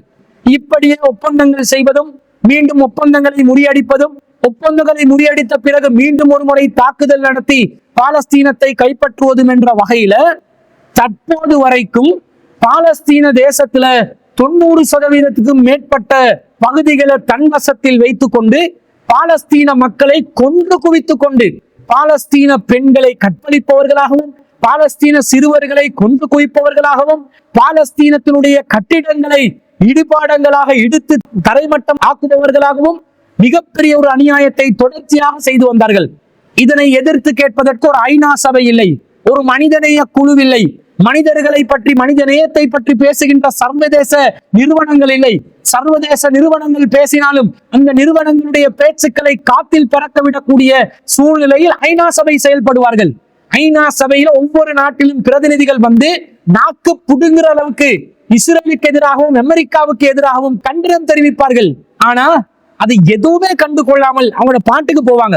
எத்தனையோ தடவைகள் ஐநா சபையிலே மனித உரிமை பாதுகாப்பு கவுன்சில்ல பாலஸ்தீனத்துக்கு எதிராக இஸ்ரவேலர்கள் மனித உரிமை மீறல் நடவடிக்கைகளில் ஈடுபட்டிருக்கிறார்கள் என்று யோசனைகளை முன்வைத்து தீர்மானங்கள் எடுக்கப்பட்டு இஸ்ரவேலர்கள் மனிதநேயத்திற்கு எதிரானவர்கள், மனித உரிமையை அப்பட்டமாக மீறுபவர்கள் என்று உறுதிப்படுத்தப்பட்டாலும் ஒருபோதும் நடவடிக்கை எடுக்க மாட்டார்கள். இப்படியே போகும். இப்படியே தொடர்ச்சியாக பாலஸ்தீன ஆக்கிரமிப்பு நடக்கும். இந்த வரிசையில 2017ஆம் ஆண்டு டிசம்பர் மாசம் 6ஆம் தேதி என்ன செய்யப்படுகிறது, இந்த கிறுக்கு பிடிச்ச அமெரிக்க ஜனாதிபதி இருக்கிறார். அவன் ஒரு ரெஸ்லிங்காரன். அவனுக்கு மண்டைக்கு மூளைக்கு சம்பந்தம் இல்லாததான் பல செயல்பாடுகளை செய்வான். ஆனா முஸ்லிம்கள் கூட இந்த வேற ஆப்ஷன் இல்லாம கடந்த ஜனாதிபதி தேர்தலில் கூட டொனால்ட் ட்ரம்புக்கு ஆதரவளிக்கக்கூடிய ஒரு சூழ்நிலைக்கு வந்தார்கள். முஸ்லிம்களுக்கு என்னமோ விடிவு கிடைக்கும் என்று நினைத்தார்கள். ஆனால் இந்த டொனால்ட் ட்ரம்ப் என்ன செய்வான்? ஏற்கனவே அமெரிக்க நாடு எந்த அரசியல் கொள்கையை மேற்கொண்டு வந்தார்களோ அந்த கொள்கையை தான் அவனும் மேற்கொள்ள வேண்டும். தனியா புதுசா எல்லாம் அவனுக்கு ஒரு தனித்துவமான கொள்கையெல்லாம் உருவாக்க முடியாது. அமெரிக்காவுடைய ஆட்சியை நிர்வகிக்கக்கூடியவர்களாக யூதர்கள் இருக்கின்ற நேரத்துல யூதர்களுக்கு எதிராக ஒரு கொள்கை பிரகடனத்தை இந்த டொனால்ட் ட்ரம்பால் மேற்கொள்ள முடியாது. இவன் என்ன பண்றான் என்றால் 2017 ஆண்டு டிசம்பர் மாசம் 6ஆம் தேதி ஒபிஷியலி அனௌன்ஸ் பண்றான். என்ன அனௌன்ஸ் பண்றான்? United States of America officially recognised Jerusalem as the capital city of the state of Israel. Israel தேசத்தில் தலைநகரமாக, உத்தியோகபூர்வ தலைநகரமாக ஜெருசலத்தை அமெரிக்கா அங்கீகரிக்கிறது என்ற ஒரு அறிவிப்பை செய்தான். ஆனா அவர்களுக்குள்ளேயும் அமெரிக்க ஆட்சியை அதிகாரம் செய்யக்கூடியவர்கள் அரசியல் மட்டத்துக்கு மத்தியிலே இது ஒரு சர்ச்சைக்குரிய பேச்சாக மாறினாலும் இதுதான் இறுதி முடிவாக இருந்தது. அவர்கள் இதை வாபஸ் வாங்கவில்லை. இதுதான் இஸ்ரேலுடைய தலைநகரம் தான் ஜெருசலம். அப்ப கிறிஸ்தவர்கள் இதுக்கு உரிமை கொண்டாடி கொண்டு இருக்கிறாங்க, யூதர்கள் உரிமை கொண்டாடி கொண்டு இருக்கிறாங்க. முஸ்லிம்கள் உரிமை கொண்டாடுவது மாத்திரமில்லாமல் ஆதிவாசிகளாக அந்த பூமியில் வாழ்ந்து வந்தவர்கள் அவர்களை பற்றி எல்லாம் சிந்திக்காம ஒருதலை பட்சமாக யூதர்களுக்கும் கிறிஸ்தவர்களுக்கும் மாத்திரம் சார்பான முறையில் இந்த டொனால்ட் ட்ரம்ப் என்பவன் அன்றைய நாட்களில் ஒரு அறிவிப்பை செய்தான். இதற்கு எதிராக நாங்கள் அந்த நாட்களில் நாம் செயலாற்றிய அமைப்பு சார்பாக கடும் கண்டனத்தை தெரிவித்த ஒரு மாபெரும் ஆர்ப்பாட்டத்தை நாங்கள் நிகழ்த்தினோம். இப்படி நடந்துச்சு. பிறகு என்ன நடக்குது? மீண்டும் ஒரு முறை இவர்கள் தாக்குதல் நடத்துவார்கள். அப்ப இந்த காசா கரையோரத்திலிருந்து பாலஸ்தீனத்தை பாதுகாக்கணும் என்ற ஒரு சுயேட்சை குழுவாக அரசாங்கத்துடைய அங்கீகாரமும் இல்லாமல் தங்களுடைய மக்களை பாதுகாப்பதற்காக ஹமாஸ் என்ற குழுவினர்கள் தன்னுடைய நாட்டை பாதுகாப்பதற்கான ஒரு போர்க்களத்தில் அவர்கள் தொடர்ச்சியாக ஈடுபட்டு கொண்டு வருகிறார்கள். இவர்களை இலக்காக காட்டி இவர்கள் சர்வதேச தீவிரவாதிகள், நியாயத்துக்காக எவனாவது குரல் கொடுத்தா அவனை தீவிரவாதி ஆக்குறது, எவனாவது அநியாயத்தை தட்டி கேட்டா அவனை பயங்கரவாதி ஆக்குறது, எவன் உண்மையிலே பயங்கரவாதியாக இருக்கிறானோ அவன் சமாதானத்தின் தந்தையாக ஆக்குவது, இதுவே இவர்களுடைய போங்காக தொடர்ச்சியாக இருந்து கொண்டு வந்தது. ஜெருசலம் என்பது இஸ்ரேலின் தலைநகரம் என்ற அறிவிப்பு செஞ்சோன்னே பெஞ்சமின் நெத்தன்யாஹு அந்த நேரத்துல இருந்து இவன் தான் பிரைம் மினிஸ்டரா இருக்கிறான். இந்த நாயி கொடுங்கோலன் முஸ்லிம்களை அழித்து ஒழிப்பதை இவனுடைய முதன்மை பணியாக வைத்திருக்கக்கூடிய இவன் என்ன செய்தான்? இவன் உடனடியாக அதை அங்கீகரித்து பாராட்டி டொனால்ட் ட்ரம்புடைய இந்த பேச்சுவார்த்தையை நாங்கள் அங்கீகரிக்கிறோம், பாராட்டுகிறோம் என்றெல்லாம் பேசுவான். இப்படியே இந்த கூத்தாட்டம் தொடர்ச்சியாக சர்வதேச ரீதியான அரசியல்ல வந்துச்சு. யாரும் இதற்கு நியாயம் பேச மாட்டாங்க. நியாயம் பேசினா அவர்கள் அநியாயக்காரர்களாக, தீவிரவாதிகளாக, பயங்கரவாதிகளாக சித்தரிப்பார்கள். இப்படிப்பட்ட ஒரு நிலைமை. இப்படி கடைசியாக 2023 ஆண்டு அக்டோபர் மாதம் 7ஆம் தேதியிலிருந்து ஒரு தொடர்ச்சியான போர் காசாவை அப்படியே தரமட்டமாக்கி, பாலஸ்தீனத்தை தரமட்டமாக்கி, கிட்டத்தட்ட பல்லாயிரக்கணக்கான மக்களை கொன்று குவித்து, பல்லாயிரக்கணக்கான கட்டிடங்களை தரைமட்டமாக்கி, பல்லாயிரக்கணக்கான பாலஸ்தீன குழந்தைகளை கொலை செய்து ஒரு அநியாயத்தை இஸ்ரேல் ராணுவம் செய்து வருகிறது, இஸ்ரேல் நாடு செய்து வருகிறது. இதற்கு மீண்டும் ஒரு முறை ஜனாதிபதியாக வந்த ட்ரம்ப் ஒரு நீதி செலுத்துவான் என்று அமெரிக்கா முஸ்லிம்களும் நம்பி இருந்தார்கள். ஆனா அவன் கடந்த 2 மாதங்களுக்கு முன்பதாக என்ன அறிவித்தான்? உடனடியாக அறிவிக்கிறான். என்ன அறிவிக்கிறான் தெரியுமா? நாங்க காசாவை இந்த அளவுக்கு ஒரு தீக்கரையான ஒரு நகரமாக வைப்பதை அங்கீகரிக்க முடியாது, காசாவுக்கு ஒரு விடிவு காலம் வேண்டும். உடனே முஸ்லிம்கள் என்ன விடிவு காலம், நல்ல தீர்ப்பு சொல்லுவானான்னு பார்த்தா என்ன சொல்றான் தெரியுமா? காசாவை நாங்க பிசினஸ் சிட்டியா மாத்த போறோம், பிசினஸ் செய்யக்கூடிய ஒரு வர்த்தக நகரமாக ஆக்க போறோம். அப்ப காசால குடியிருந்த மக்கள் அவங்களை எல்லாத்தையும் லெபனானுக்கோ, சிரியாவுக்கோ, ஜோர்தானுக்கோ எங்கேயாவது சுத்தி உள்ள ஒரு நாட்டுக்கு நாங்க அவளை கடத்திடுவோம் என்று ஆக்களை கடத்திடுவோம் என்றான். அப்போ ஊடகவியலாளர்கள் எல்லாம் கேள்வி கேட்கிறாங்க, இப்படி நீங்க ஆக்கள் எல்லாத்தையும் கடத்துவோம் என்று சொல்றியே, இது நியாயமா? அவங்க பரம்பரை குடிமக்களாக இருக்கிறார்கள், அவர்கள் தான் அந்த பூமியிலே நிஜ குடிமக்கள், அவர்களை எப்படி நாங்க விரட்டலாம் என்று கேட்கிற நேரத்துல அது வேற என்ன பண்ண, அவங்களுக்கு இஸ்ரேலுக்கு எதிர்த்தவங்களால் சண்டை போட முடியுமா என்று கேட்கிறேன். அப்ப என்ன அர்த்தம்?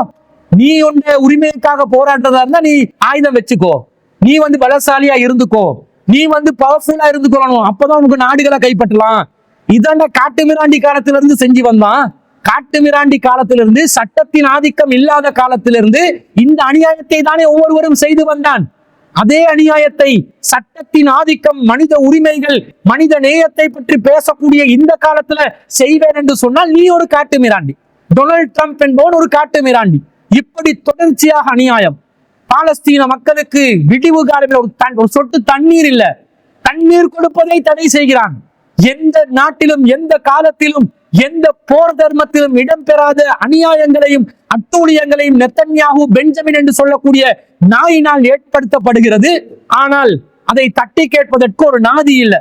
இப்படி எல்லாம் தொடர்ச்சியாக வருகின்ற நேரத்துல அந்த ஹமாஸ் என்ற குழு அவர்கள் மாத்திரம் சொற்பமான ஆயுதங்களை வச்சு, ஆனால் அல்லாஹ்வுடைய உதவியை மாத்திரம் பெற்றுக்கொண்டு இன்று வரைக்கும் போராட்ட களத்துல இருக்கிறாங்க. இஸ்ரேல் ராணுவத்துக்கு ஹமாஸ தாக்கு பிடிக்க முடியாத நிலை, அடிக்கிறான். பொதுமக்களை தான் சாகடிக்கிறான், பொதுமக்களை தான் தாக்குறான். ஹமாஸினுடைய தலைவர்களை இலக்கு வச்சு தாக்குறான். மீண்டும் உருவாகுகிறார்கள், மீண்டும் களமிறங்குகிறார்கள், மீண்டும் ஒரு தலைவன் உருவாகுகிறான். இப்படி 70-80 ஆண்டு காலமாக தொடர்ச்சியாக இந்த போராட்டத்துல ஒரு குழு ஹமாஸ் என்ற பெயர்லையோ அல்லது ஃபத்தா என்ற பெயர்லையோ அல்லது அந்த நாட்டை சேர்ந்த போராளிகள் உருவாகி கொண்டு தொடர்ச்சியாக பாலஸ்தீனத்தை காப்பாத்தி வர்றான். ஒரு சிறிய குழுதான். ஆனா இவன் என்ன பண்றான்? இவனுடைய ஆயுதத்தையும் சர்வதேச பலத்தையும் வைத்துக் கொண்டு மொத்தமாக பாலஸ்தீனத்தை தீக்கரையாக்கி பாலஸ்தீன தேசத்தை ஒரு சுடுகாடாக மாற்றிக் கொண்டிருக்கிறார். இந்த அநியாயத்தை தட்டி கேட்பதற்கு ஒரு சக்தி இல்லையா? சவுதி அரசாங்கம் இதை தட்டி கேட்காதா? மத்திய கிழக்கு நாடுகள் தட்டி கேட்க மாட்டார்களா? துபாய் அரசாங்கம் இதை தட்டி கேட்காதா? கட்டார் அரசாங்கம் இதை தட்டி கேட்காதா? வேறு முஸ்லிம் நாடுகள் இதற்கு எதிராக களம் இறங்க மாட்டார்களா? குவைத் தட்டி கேட்காதா? ஈராக் தட்டி கேட்காதா என்ற ஒரு கடுமையான ஏக்கத்தோடு முஸ்லிம்கள் இருந்து கொண்டிருக்கிறார்கள். ஏனென்ற பச்சையாக குழந்தைகள் சாகடிக்கப்படுவதை பார்த்து எந்த உள்ளத்தாலும் அமைதியாக இருக்க முடியவில்லை. இதுக்கு நியாயம் வேணும், இதுக்கு நீதி வேணும், இதுக்கு ஏதாவது ஒரு தீர்வு வேணும், ஒரு சக்தி வேணும் என்று கேட்டுக்கொண்டிருக்கிற நேரத்துல பாலஸ்தீனத்தோட்டு யமன் பகுதியிலிருந்து ஊதி படைகள், அவங்களோட கிளர்ச்சியாளர்கள் கொஞ்சம் பேர் இருந்து ஒரு சப்போர்ட்டை கொடுக்குறான், தொடர்ச்சியா கொடுத்து வரலாம். இஸ்ரேலுடைய ஆயுத பலத்தோட ஒப்பிட்டு பார்த்தால் இவங்களுடைய இந்த ஹமாஸுடைய ஆயுத பலமும் படை பலமும் இந்த உறுதிப்படையுடைய ஆயுத பலமும் படை பலமும் தாக்கு பிடிக்காது. அப்ப இதுக்கு எதிராக இஸ்ரேலருக்கு சரிசமமாக நிற்கக்கூடிய, குறைந்தபட்சம் இஸ்ரேலர்களுடன் தாக்கு பிடிக்கக்கூடிய ஒரு நாடு வரணும் என்றால் தற்போதைய முஸ்லிம் நாடுகள்ல அதற்கு மிகவும் தகுதி வாய்ந்த ஆயுத பலத்தையும் ராணுவ பலத்தையும் படை பலத்தையும் வைத்திருக்கக்கூடிய நாடு எதுவென்று சொன்னால் சவுதி அரேபியா தான். ஆனா அவர்கள் களம் இறங்க மாட்டார்கள்.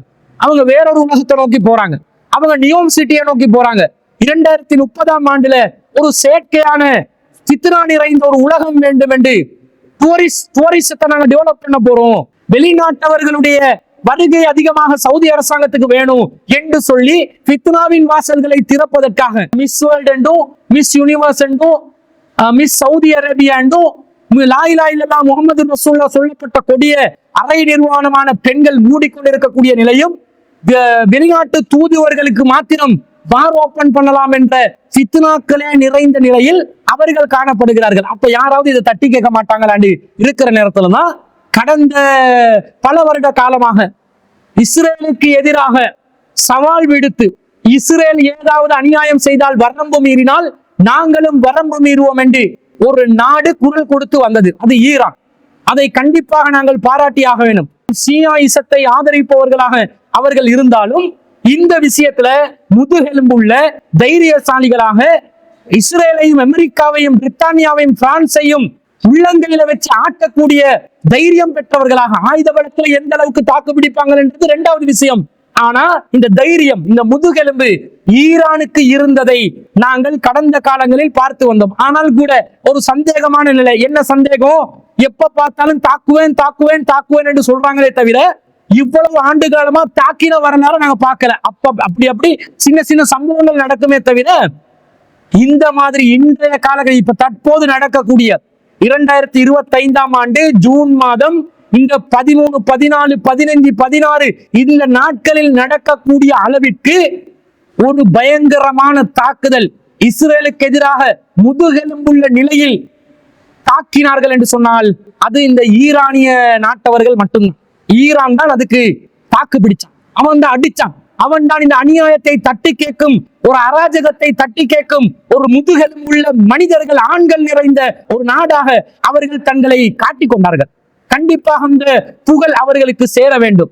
இது சைனா செய்திருந்தாலும், இதே ரஷ்யா செய்திருந்தாலும், விளாடிமிர் புட்டின் என்பவன் பல சந்தர்ப்பங்கள்ல அவன் தீர்மானங்கள் எடுக்கும் பொழுது சில விஷயங்கள்ல ஈரானுக்கு சாதகமான, முஸ்லிம்களுக்கும் சாதகமான தீர்மானங்களை வரலாற்று நிலையிலும் எடுத்து வந்திருப்பதை நாங்கள் பார்க்கிறோம். அதுக்கு காரணம் கூட அமெரிக்காவுடைய எதிரியாக இருப்பதனால் இருக்கலாம். அமெரிக்கா முஸ்லிமுக்கு எதிராக இருக்கும் போது இவர்கள் முஸ்லிம்களுக்கு ஆதரவாக இருப்பதை ஒரு கொள்கையாக வைத்திருக்கலாம். ஆனால் ரஷ்யா பிரதமரான விளாடிமிர் புட்டின் இந்த இஸ்ரேலுக்கு எதிராக களம் இறங்குவானா என்று யோசித்துக் கொண்டிருந்தோம். சைனா களம் இறங்குவானா? அமெரிக்காவுடைய தூண்டுதல தான் இதெல்லாம் நடக்குது. அமெரிக்காவும் இஸ்ரேலும் என்பது ஒரு நாணயத்தின் இரண்டு பக்கங்கள். சைனாவுக்கு எதிராக பொருளாதார ரீதியான யுத்தத்தை மேற்கொள்ளக்கூடிய அமெரிக்காவுக்கு எதிராக இந்த விஷயத்திலாவது சைனா களம் இறங்குவானான்னு பார்த்தா வாயளவுல பேசுறானே தவிர களத்துல இறங்கல. ரஷ்யா பேசுவானான்னு பார்த்தா வாயளவுல பேசுறானே தவிர களத்துல இறங்கல. ஆனா ஈரான் இறங்கிறான். அந்த வகையில ஈரான் தற்போது இஸ்ரேலுக்கு கொடுக்கிற பதிலடி என்ன பதிலடி கொடுக்குறான்?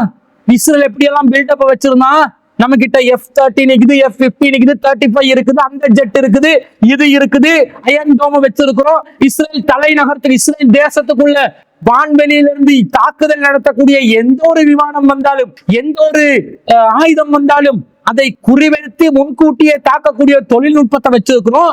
தரைமட்டமாக்குவோம், துவம்சம் செய்வோம், நம்முடைய தொழில்நுட்பத்தோடு யாராலும் மோத முடியாது என்றெல்லாம் மார்த்தட்டி கொண்டு இருந்தவன், சண்டித்தனமாக இருந்தவன். ஒரு ஏரியால ஒரு ரவுடி இருப்பான், பெரிய அவன் பில்டப்பை காட்டுவான். ஏய் என்னோட சண்டை போட்டுவான், யாருடா மோதி பாருடாண்டுவான்.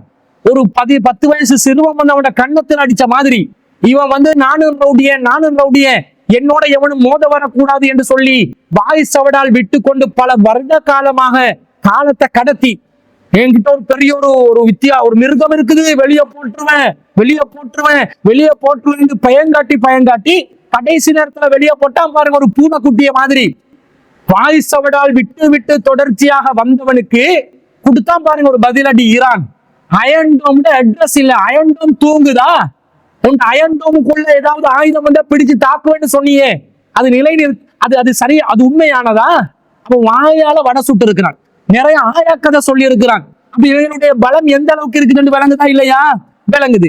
நீ என்னதான் விமானங்களை வைத்து தாக்குதல் நடத்தினாலும் படை பலத்தில் ஈரான் மிகப்பெரிய, அவன் 90 மில்லியன் மக்களை வச்சிருக்கான், நீ 9 மில்லியன் தான் வச்சிருக்காய். அவனுடைய தொழில்நுட்பம் உன்னுடைய அளவுக்கு தொழில்நுட்பத்துல மிக நவீன ரகத்தை கொண்ட விமானங்களை தாக்குதல் நடத்துகின்ற விமானங்கள் ஈரான் வைத்திருக்காவிட்டாலும் உன்னுடைய எண்ணிக்கை விட அதிகமான ட்ரோன்களை வைத்திருக்கிறான், மிசைல்களை வைத்திருக்கிறான். அது மழையாக வந்து இஸ்ரேல் மீது கொட்டினால் இஸ்ரேல் எங்கென்று காணாமல் போய்விடும். இஸ்ரேல் என்ற தேசம் உலக வரைபடத்தில் இருந்து இல்லாமல் போய்விடும் என்ற அளவுக்கு இவன் நிக்கிறான், பதிலடி கொடுக்கிறான். அந்த வகையில ஈரான் நாட்டை சேர்ந்தவர்கள் ஆயத்துல்லா குமேனி உட்பட அந்த ராணுவத்தில் இருக்கக்கூடிய அதிகாரிகள், தலைவர்கள், அந்த முப்படை வீரர்கள் தைரியசாலிகள் என்பதுல மாற்று கருத்து இல்லை. இந்த ஏக்கம் ஏன் முஸ்லிம்களுக்கு ஷியாயிசத்தை ஆதரிக்கக்கூடிய நபிகள் நாயகம் ஸல்லல்லாஹு அலைஹி வஸல்லம் அவர்களுக்கு இந்த வஹி வரவில்லை? அலி ரலியல்லாஹு அன்ஹு வந்த வஹியை தான் நபிகளார் கைப்பற்றி கொண்டார்கள், தனக்கென்று எடுத்துக்கொண்டார்கள் என்று வஹியில் பங்கு போடக்கூடிய திருக்குர்ஆன் என்பது 18,000 வசனங்களை கொண்டது. 3/2 பங்கு நம்மிடம் இருக்கிறது, 1/3 தான் நீங்க உலகத்துக்கு காட்டுறீங்க என்று குர்ஆனே சர்ச்சையாக்கி இருக்கக்கூடியவர்கள், நபித்தோழர்களை முர்த்ததாக காஃபிர்களாக பட்டம் சொல்லி முர்த்தத்கள் என்று நபித்தோழர்களை அறிவிப்பவர்கள், அன்னை ஆயிஷா ரலியல்லாஹு அன்ஹா அவர்களை ஒரு தவறான பெண்மணியாக சித்தரிக்கக்கூடிய இந்த ஷியாயிசத்தை சேர்ந்த, ஷியாயிசம் என்ற மிகப்பெரிய வழிகட்ட குஃப்ரியத்தும் சிறுக்கும் நிறைந்த ஒரு ஈரான் நாடு, கொள்கையில் நமக்கும் அவர்களுக்கும் மலைக்கும் மடுவுக்கும் அளவுக்கு வித்தியாசம் இருக்கிறது. வானமும் பூமியும் தான் கொள்கை என்று பார்த்தா. ஷியாயிசத்தை முழுமையாக இஸ்லாம் புறக்கணிக்கிறது. ஆனா உலக ரீதியாக சைனா வந்து இந்த வேலையை செஞ்சாலும் ஆதரித்து பேச வேண்டும், ரஷ்யா வந்து இந்த வேலையை செய்தாலும் ஆதரித்து பேச வேண்டும் என்ற வகையில ஈரான் தற்போது இஸ்ரேல் என்ற அயோக்கியனுக்கு எதிராக தாக்குதல் நடத்துறான். இஸ்ரேல் மக்களும் இப்பதான் போர்க்களம் என்னன்றதை உணர்றாங்க. அவன் அண்டர்வேரோட ஓடுறான், எனக்கு பாதுகாப்பு வேணும் என்று. அப்ப காசால 70 வருடமா 75 வருடமாக சிறுவர்கள் நெருப்புலையும் தீக்குண்டுகளுக்கு மத்தியிலையும் அவர்கள் ரொம்ப நெருக்கடிக்கு உள்ளாகி போர் மலைகளில் அவர்கள் நனைந்து கொண்டு வாழ்ந்து கொண்டிருந்தார்களே, அந்த வருத்தம் எல்லாம் இப்பதான் இவங்க உணர்றாங்க. அதெல்லாம் இவனுக்கு ஆரம்பத்துல புரியல, இப்ப புரியுது என்று சொன்னா, அப்ப இஸ்ரவேலர்களுக்கு எதிராக தாக்குதல் நடத்தினார்கள் என்ற வகையில தான் நம்முடைய ஆதரவு ஈரானுக்கு இருக்குது.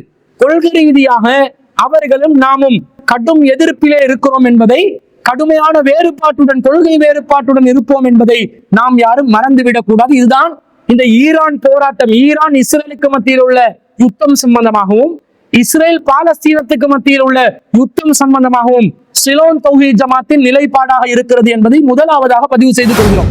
இரண்டாவதா என்ன கேட்கிறாங்கன்னு சொன்னா, இந்த கருப்பு கொடி ஏந்திய ஒரு கூட்டம் வருவார்கள், அவர்கள் நேர்வழி பெற்றவர்களாக இருப்பார்கள். தற்போது இஸ்ரேலுக்கு எதிராக போர் கொடியை தூக்கி இருக்கக்கூடிய ஆயத்துல்லா குமைனியின் தலைமையிலே இருக்கக்கூடிய ஈரானிய நாட்டை சேர்ந்தவர்கள், அந்த போர்க்களத்திலே இஸ்ரேலுக்கு எதிராக களம் இறங்கி இருக்கக்கூடியவர்கள் அந்த நேர்வழி பெற்ற கூட்டமா என்றெல்லாம் ஒரு சிலர் இதனையொட்டி சில கேள்விகளை கேட்டிருக்கிறார்கள். கருப்பு கொடி ஏந்தி வந்தால் அந்த கூட்டம் நேர்வழி பெற்றவர்கள் என்று நபி ஸல்லல்லாஹு அலைஹி வஸல்லம் சொல்லிக்கிறாங்க, கிழக்குல உருவாகும் என்று சொல்லிக்கிறாங்க.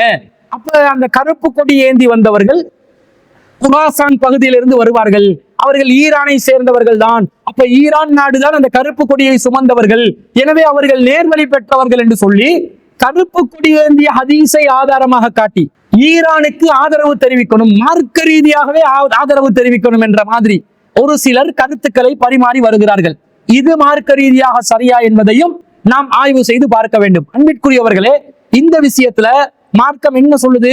இந்த கருப்பு கொடி ஏந்தக்கூடியவர்கள் சம்பந்தமாக வரக்கூடிய செய்தி, பிற்காலத்தில் ஒரு கூட்டம் வருவாங்க, அவங்க கருப்பு கொடி ஏந்தி வருவாங்க, அவங்கள இருப்பவர்கள் தான் நேர்மையான சிறந்த தலைவர்கள் என்ற கருத்தில் சில செய்திகள் வருகின்றன.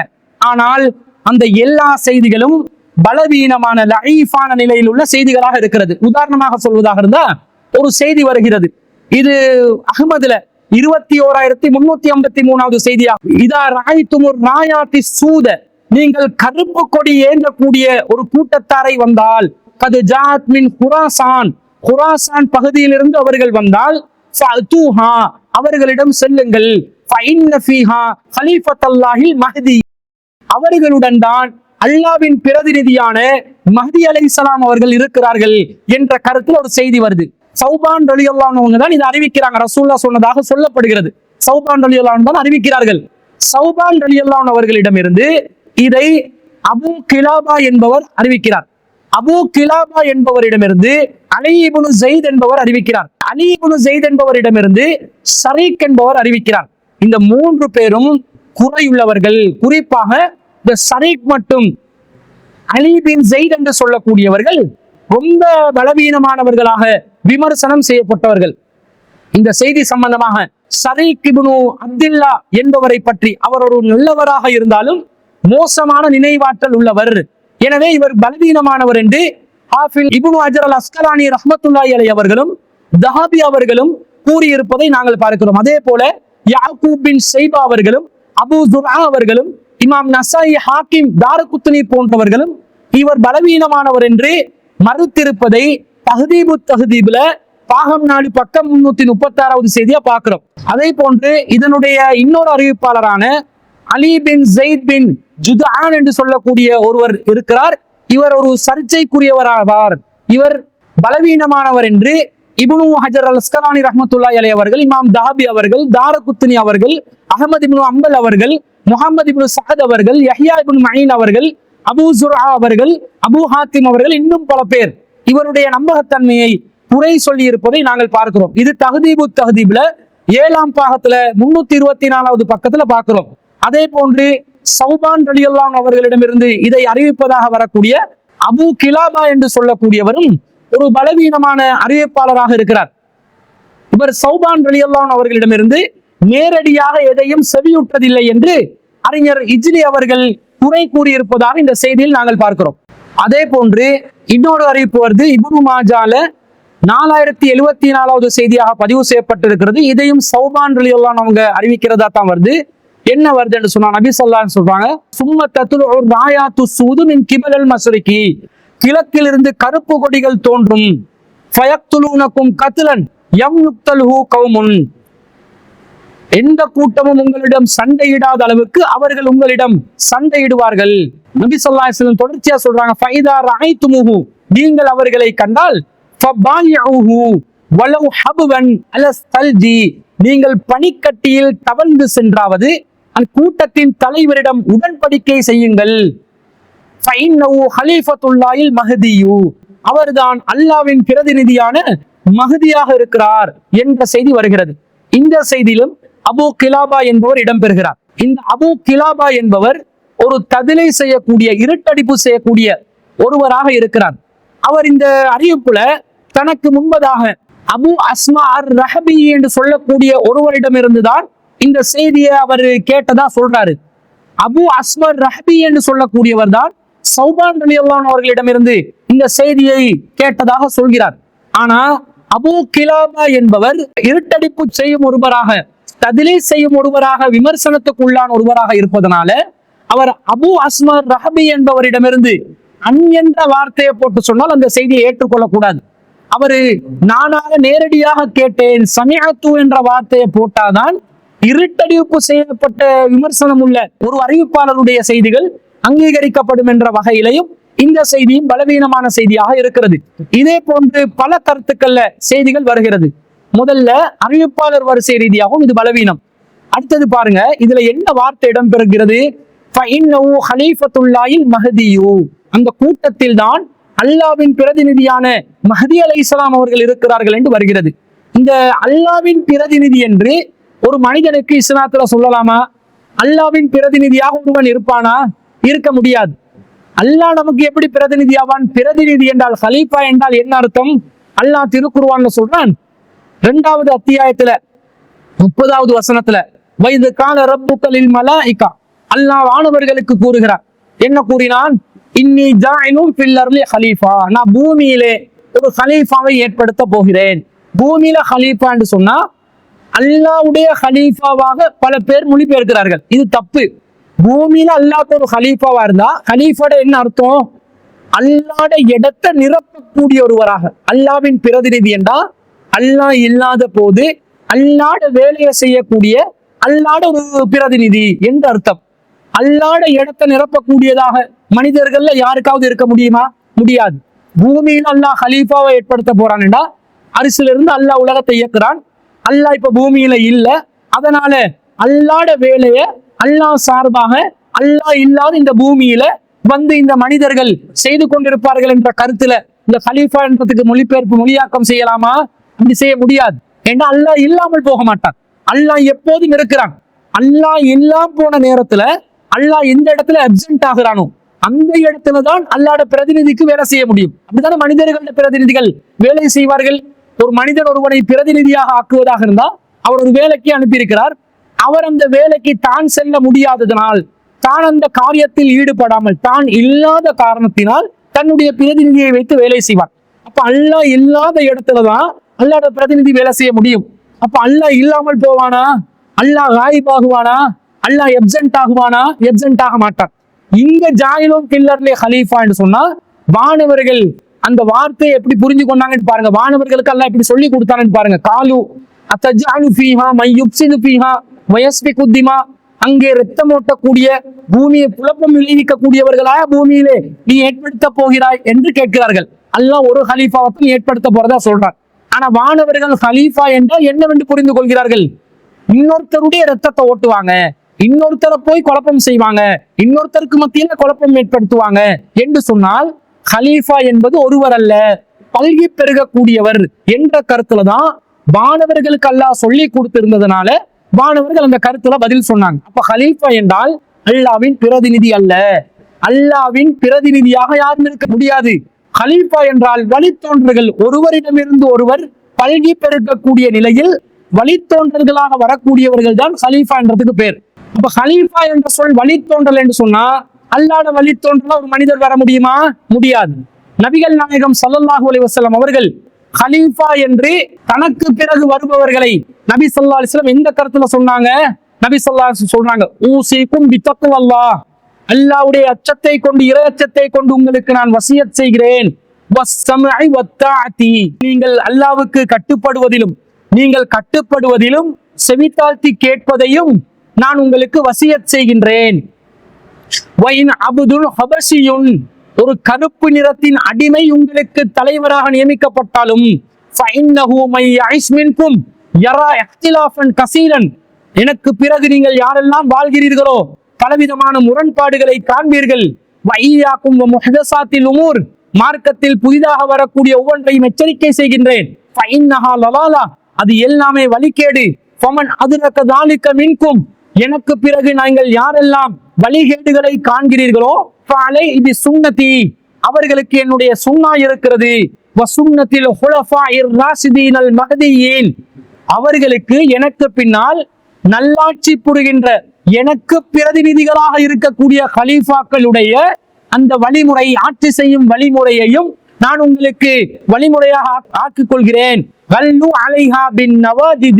அவர்கள் தங்களுடைய கடைவாய்ப்பற்களால் அந்த சுன்னத்துகளை பேணிக் கொள்ளட்டும் என்று சாரியார் ரலியல்லாஹு அன்ஹு அவர்கள் அறிவிக்கக்கூடிய செய்தி திருமிதியில 2600 வருது. ரசூலுல்லாஹ் சொன்ன ஹலீஃபா யாரு? தனக்கு பிறகு ஆட்சி பொறுப்பை நிறைவேற்றக்கூடிய, தான் ஒரு ஆட்சியாளராகவும் நபியாகவும் இருக்கிறார். ரசூலுல்லாஹ்க்கு பிறகு நபிமார்கள் வரமாட்டார்கள். லா நபிய பாதி, எனக்கு பிறகு எந்த நபியும் இல்லை. அப்ப நபி இல்லாமல் குலஃபாவுர் ராஷிதீனல் மஹ்தியீன், யார் நேர்வழி பெற்ற ஆட்சியாளர்கள் என்ற அந்த ஆட்சி இடம் இருக்குதே, அதை நபியுடைய இடத்தை நிரப்பக்கூடிய விதத்தில் ஆட்சியாளர்கள் வருவார்கள். அப்ப ஹலீஃபா என்று சொன்னா ஹலீஃபத்துல்லா என்று அர்த்தம் இல்லை. ஹலீஃபத்து லி ரசூலில்லாஹ், அல்லாஹ்வின் தூதருடைய இடத்தை நிரப்பக்கூடிய ஹலீஃபாவாக இருப்பார் என்பதுதான் அர்த்தம்.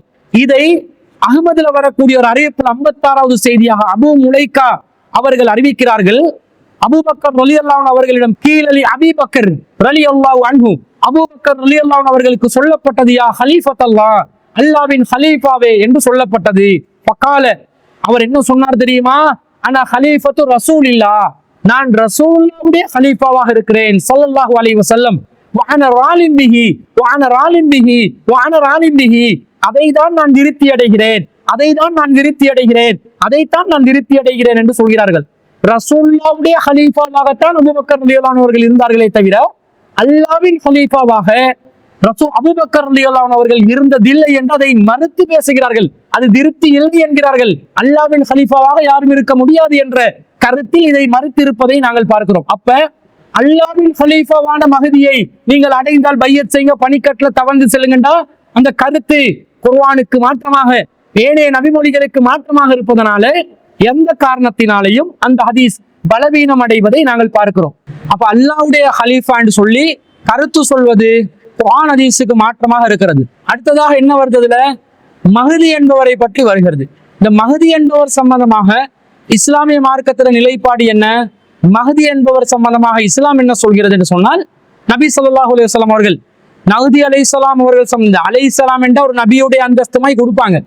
ஆனா அலைஹிஸ்ஸலாம் என்ற நபியுடைய அந்தஸ்து கொடுக்குற மாதிரி இல்ல, சொன்னால் தப்பு இல்லை. யாரும் யாருக்கும் அலைஹிஸ்ஸலாம் என்ற வார்த்தையை பயன்படுத்தி கொள்ளலாம். ஆனா பொதுமக்கள் என்ன நினைப்பாங்க, அலைஹிஸ்ஸலாம் என்றா ஒரு நபியுடைய அந்தஸ்து மாதிரி யோசிப்பாங்க. அப்படிப்பட்ட ஒரு நபியுடைய அந்தஸ்துல ஒரு ஆட்சியாளரை பத்தி மஹதி என்று நபி ஸல்லல்லாஹு அலைஹி வஸல்லம் அவர்கள் சொன்னதில்லை. மஹதி என்பவரை பற்றி எப்படி வருதுன்னு சொன்னா, திருமிதியில 2156வது செய்தியில அப்துல்லா இப்னு மஸ்ஊத் ரலியல்லாஹு அன்ஹு அறிவிக்கக்கூடிய ஒரு செய்தியில, லா தத்ஹபு துன்யா, உலகம் அழியாது, ஹத்தா யம்லிகல் அரப ரஜுலும் மின் அஹ்லி பைத்தி, எனது குடும்பத்தை சேர்ந்த ஒருவர் ஆட்சி செய்யும் வரைக்கும் உலகம் அழியாது. அவருடைய பேர் என்னுடைய பேருக்கு ஒத்ததாக இருக்கும் என்று நபி ஸல்லல்லாஹு அலைஹி வஸல்லம் சொன்னதாவது. இது ஒரு ஆதாரபூர்வமான செய்தி.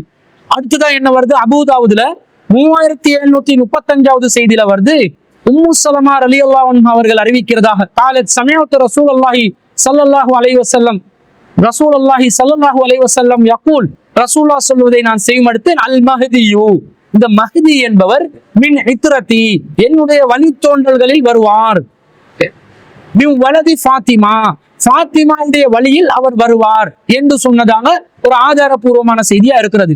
அதே போன்று அபூ சயீத் அல் குத்ரி ரலியல்லாஹு அன்ஹு அவர்கள் அறிவிக்கக்கூடிய செய்தி வருது, கால ரசூலுல்லாஹி ஸல்லல்லாஹு அலைஹி வஸல்லம், அல் மஹ்தியு மின்னி, மஹ்தி என்பவர் என்னிடமிருந்து வரக்கூடியவர், என்னை சேர்ந்தவர், அஜ்லல் ஜப்ஹதி அக்லல் அன்ஃபி, அவருடைய நெற்றி படர்ந்ததாகவும் அவருடைய மூக்கு எடுப்பானதாகவும் இருக்கும், யம்லஉல் அர்ல கிஸ்தன் வ அத்லா, அவர் நீதியாலும் நேர்மையாலும் இந்த பூமியை நிரப்புவார்.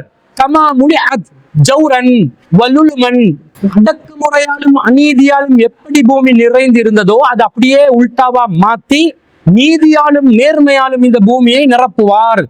யம்லிகு சபஅ சினீன், 7 வருடங்கள் ஆட்சி செய்வார் என்று ஒரு ஆதாரபூர்வமான செய்தி அபூதாவுதில் 3736ஆவதாக இடம் பெற்றிருக்கிறது. அதே போன்று அபூதாவுதிலே 3734வது செய்தியாக அபூ ஹுரைரா ரலியல்லாஹு அவர்கள் அறிவிக்கிறார்கள், லௌலம் யபக மினத் தஹ்ரி இல்லா யௌமுன், ஒரு நாள் மீதம் இருந்தாலும் பூமி அழிவதற்கு, உலகம் அழிவதற்கு, லபஅஸல்லாஹு ரஜுலன் மின் அஹ்லி பைத்தி, எனது குடும்பத்தை சேர்ந்த ஒருவரை அல்லாஹ் தஆலா ஆட்சியாளராக அனுப்புவார். யம்லௌஹா அத்லன் கமா முலிஅத் ஜௌரா, அநீதியால் உலகம் நிறைந்திருந்ததற்கு பதிலாக அவர் நீதியால் இந்த உலகத்தை நிரப்புவார் என்று செய்திகள் வருகிறது. இவ்வளவுதான் வருது. இந்த செய்தியை பார்க்கும் பொழுது மஹ்தி என்பவர் ஏற்கனவே வந்தும் சென்றிருக்கலாம், இனிமேலும் வரக்கூடியவராக இருக்கலாம். என்ன வருது? ஃபாத்திமா ரலியல்லாஹு அவர்களுடைய வழித்தோன்றல்களில் ரசூலுல்லாஹ்வுடைய பெயரை கொண்டவராக, அவர் நீதியான ஆட்சியாளராக, நேர்மையான ஆட்சியாளராக, அரபு தேசத்தை ஆளக்கூடியவராக, 7 வருடம் ஆட்சி செய்யக்கூடியவராக ஒருவர் வருவார். இவ்வளவுதான் வருதே தவிர இந்த கருப்பு கொடி ஏந்தி மஹ்தி என்ற ஒருவரோ ஒரு அல்லாஹ்வுடைய கலீஃபாவாக இருப்பார் என்றெல்லாம் நபி ஸல்லல்லாஹு அலைஹி வஸல்லம் அவர்கள் சொன்னதாக எந்த ஒரு ஹதீஸிலும் இல்லை. அதனால இந்த குராசான் பகுதியில வெளிப்படக்கூடிய கூட்டம் இந்த ஈரானை சேர்ந்தவர்கள் தான்.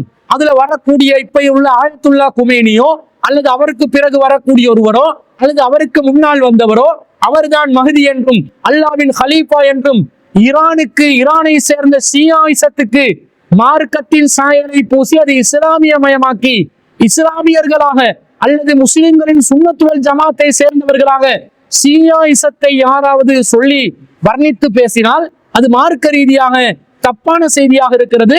இந்த மாதிரி கருப்பு கொடி ஏந்தக்கூடிய கூட்டம் சம்பந்தமாக இன்னும் பல செய்திகள் திருமிதியில 2195வது செய்தியாக பதிவு செய்யப்பட்டிருக்கிறது. அபூ ஹுரைரா ரலியல்லாஹு அவர்கள் அறிவிக்கிறார்கள், இதுல ரிஸ்தீன் இப்னு சஅத் என்று சொல்லக்கூடிய ஒருவர் இடம் பெறுகிறார். இவர் பலவீனமானவராக இருக்கிறார்.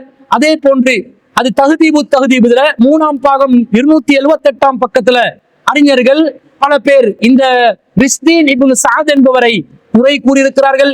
அதே போன்று இப்னு மாஜால 4072வது செய்தியாக அப்துல்லா இப்னு மசூத் ரலியல்லாஹு அவர்கள் அறிவிக்கக்கூடிய செய்தியில கருப்பு கொடி ஏந்தக்கூடிய செய்தி சம்பந்தமாக வருகிறது. பனிக்கட்டியில் தவழ்ந்து சென்றாவது அவரிடம் பையத் செய்கின்ற வருது. இதுல யஸீத் இப்னு அபீ ஜியாத் என்பவர் இடம் பெறுகிறார். இவர் மோசமான நினைவாற்றல் உள்ளவர் என்று அஹ்மத் இப்னு ஹம்பல் அவர்கள், யஹ்யா இப்னு மஈன் அவர்கள், அபூ ஜுர்ரா அவர்கள் இன்னும் பலர் அறிவித்திருக்கிறார்கள். அதே போன்று இவர் ஷியாயிசத்தை சேர்ந்தவராக, ஒரு மிகப்பெரிய ஷியாவாக, கடும் ஷியா போக்கை ஆதரிக்கக்கூடியவராக இருப்பதனால ஷியா கொள்கையை ஆதரிப்பதற்குரியதாக வரக்கூடிய செய்திகளை இது போன்ற நிலைகள்ல ஏற்றுக்கொள்ள மாட்டார்கள் ஹதீஸ்கலை வல்லுநர்கள். எனவே இந்த ஹதீஸும் பலவீனமான செய்தியாக இருக்கிறது. அதே போன்று ஹாக்கிமிலே வரக்கூடிய ஒரு செய்தி 8566வது செய்தியாக இதை அப்துல்லா இப்னு மசூத் ரலியல்லாஹு அவர்கள் அறிவிக்கிறார்கள். இந்த செய்தியும் பலவீனமான செய்தியாக இருக்கிறது. இதில் ஹன்னான் பின் சுதைர் என்பவர் இடம் பெறுகிறார். இவரும் பலவீனமானவர் என்று சொல்லி பல அறிஞர்கள் குறை கூறியிருக்கிறார்கள். இவர் ஷியாக்களின் தலைவர் என்றும் குறை கூறப்பட்டிருக்கிறது. இமாம் தாரகுத்னி அவர்கள் இவர் ஷியாக்களின் தலைவர் என்றும் விமர்சனம் செய்திருக்கிறார். அதே போன்று இவர் அறிவிக்கும் இந்த ஹதீஸ் இட்டுக்கட்டப்பட்ட ஹதீஸ் என்று இமாம் தாபி அவர்களும் இமாம் இப்னு ஜௌசி அவர்களும் குறை கூறியிருக்கிறார்கள். எனவே இது போன்ற விமர்சனங்கள் இருப்பதனால கருப்பு கொடி ஏந்தக்கூடிய கூட்டமாக கிழக்கில் ஒரு கூட்டம் உருவாகுவார்கள் என்பதும், அது குராசானில் இருந்து வெளிப்படும் என்பதும், குராசான் என்பது ஆப்கானிஸ்தானை குறிக்கிறது, அது ஈரானை குறிப்பதாக வைத்துக் கொண்டாலும் இந்த செய்தி அனைத்தும் பலவீனமாக இருப்பதனால இந்த நிலையில் கருப்பு கொடி ஏந்திய கூட்டமாக யாரு வந்தாலும் எல்லாமே பலவீனமான அறிவிப்புகள். அதில் தலைவர் மஹ்தியும் கிடையாது, அப்படி வந்தவர்கள் நேர்வழி பெற்றவர்களும் கிடையாது, அவர்கள் அல்லாஹ்வுடைய ஹலீஃபாக்களும் கிடையாது, அல்லாஹ்வின் ஹலீஃபாக்களாக எந்த மனிதருக்கு இருக்கவும் முடியாது. மஹ்தி என்பவர் சம்பந்தமாக நபி ஸல்லல்லாஹு அலைஹி வஸல்லம் அவர்கள் சொன்னதற்கு மாற்றமாக இந்த ஷியாயிசத்தை ஆதரிக்கக்கூடிய நிலையில் வரக்கூடியவர்கள் மஹ்தி அலைஹிஸ்ஸலாமாக, மஹ்தி என்பவராக, மஹ்தி என்ற ஆட்சி தலைவராக இருக்கவும் முடியாது என்பதையும் நாங்கள் புரிந்து கொள்ள வேண்டும். அன்பிற்குரியவர்களே, அடுத்ததாக ஒரு சகோதரர் வாட்ஸ்அப் வழியாக கேட்டிருக்கக்கூடிய கேள்வி என்னன்னு சொன்னா, ஒரு திருமணம் ஒப்பந்தம் நடந்து முடிந்திருக்கிறது. அந்த திருமண ஒப்பந்தத்துல பெண் தரப்பாக இருக்கக்கூடியவர் திருமண ஒப்பந்தம் நடந்து முடிந்த பிறகு வேறொரு நபரை விரும்புவதாகவும், இந்த திருமணம் நடத்தப்பட்ட ஒப்பந்தத்தில் அந்த பெண்ணுக்கு சம்மதம் இல்லை என்பதாகவும் திருமண ஒப்பந்தத்தில் ஒரு தரப்பான மணமகனுக்கு தெரிய வருகிறது. இல்லறத்தில் ஈடுபடாத நிலையில் இந்த தகவல் எல்லாம் கேள்விப்பட்ட பிறகு விவாகரத்து செய்வதாக முடிவு செய்திருக்கிறார். இந்த நிலையில் திருக்குர்ஆன்ல 2வது அத்தியாயத்தின் 236 மற்றும் 237 வசனங்களின் படி அவர் மகர் தொகையை கொடுக்க வேண்டுமா, அதே போன்று பெண்ணின் சம்மதம் இல்லாமல் திருமணம் செல்லாது என்ற ஹதீஸ் உள்ளது, இதை பத்தி விளக்கம் சொல்லுங்க என்று கேட்டிருக்கிறாங்க. பொதுவாக இந்த செய்தியிலே ஒரு திருமணம் ஒப்பந்தம் நடந்து முடிந்ததாக சொல்கிறார். திருமணம் ஒப்பந்தம் என்று சொன்னால் அந்த மணப்பெண்ணும் மணமகனும், அதே போன்று மணப்பெண் கன்னியாக இருந்தால் அவருடைய பொறுப்பாளர் ஊடாக அந்த சம்மதங்கள் தெரிவிக்கப்பட்டு நடத்தப்படுகின்ற ஒப்பந்தம் தான் திருமண ஒப்பந்தம். இந்த ஒப்பந்தம் நடந்து முடிந்தாலே திருமணம் முடிவாகிவிடும். அப்ப மீண்டும் ரெஜிஸ்ட்ரேஷன் என்பதை பண்ணினால்தான் திருமணம் என்பது இல்லை. இந்த ஒப்பந்தம் நடந்தாலே திருமணம் முடிந்துவிடும். ஆனா இலங்கை நாட்டில் தற்போதைய சூழ்நிலையில அரசாங்க ரீதியாக அதை பதிவு செய்து கொண்டால்தான் எல்லா தரப்புக்கும் பாதுகாப்பானதாக இருக்கும். மணமகனுக்கும் பாதுகாப்பு, மணமகளுக்கும் பாதுகாப்பு. இந்த ஒப்பந்தத்தை நீதிமன்றத்துக்கு செல்லும் போது சட்ட ரீதியான அங்கீகாரம் பெறக்கூடிய நிலை வர வேண்டும் என்றால் ஒப்பந்தத்தை கண்டிப்பாக பதிவு செய்து கொள்ளவும் வேண்டும். ஆனா இப்ப ஒப்பந்தம் முடிஞ்சிருச்சு. ஒப்பந்தம் முடிந்த நிலையில திருமணம் முடிந்ததாக ஆகிவிட்டது. அவர் என்ன கேட்கிறாரு, இப்ப அந்த பெண்ணுக்கு வேறொரு தொடர்பு இருக்கிறதா தெரிய வருது. இந்த திருமணத்தில் அந்த பெண்ணுக்கு சம்மதம் இல்லாததும் தெரிய வருகிறது. எனவே நான் விவாகரத்து செய்தால் அந்த பெண்ணுக்கு நான் மகர் எப்படி கொடுக்கணும், அல் குர்ஆன் வசனம் படி நான் எப்படி மகர கொடுக்கணும் என்று கேட்கிறார். அப்ப இவர் திருமணம் முடிஞ்சதுனால இவர் விவாகரத்து செய்ய வேண்டி வரும். அந்த விவாகரத்து என்பது ஒப்பந்தத்தை பதிவு செய்த நிலையில் விவாகரத்து செய்யணும் என்றா தற்போது இலங்கையில் உள்ள காதி நீதிமன்றத்தின் அடிப்படையில காதி நீதிமன்றத்துல மனு தாக்கல் செய்து ஒரு கம்ப்ளைண்ட் பதிவு செய்து இந்த வழக்கம் காதி நீதிமன்றத்துக்கு கொண்டு வந்துதான் விவாகரத்தை பெற்றுக்கொள்ள வேண்டும். ஒப்பந்தம் மாத்திரம் பதிவு செய்யாத நிலையில் செய்யப்பட்ட நிலையில் இருந்தால் மீண்டும் சாட்சியாளர்களை ஏற்படுத்தி இது போன்ற நிலை உள்ளது, எனவே இந்த திருமணத்தில் நான் தொடர்ச்சியாக இந்த திருமண ஒப்பந்தத்தை நான் பாதுகாக்க முடியாது, நான் அதை ரத்து செய்து கொள்கிறேன் என்று சொல்லி மணமகனுக்கு ஒரு சபையை கூட்டி சாட்சிகளை ஏற்படுத்தி திருமணத்தை ரத்து செய்து கொள்ளலாம்.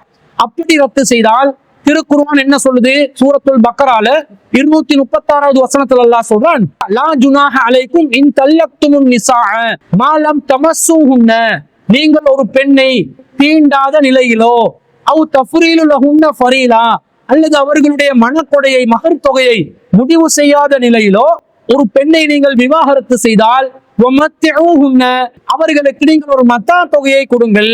அந்த மத்தா தொகை ஒரு குறிப்பிட்ட தொகையை அந்த பெண்ணுக்கு நீங்கள் கொடுத்து விட வேண்டும்.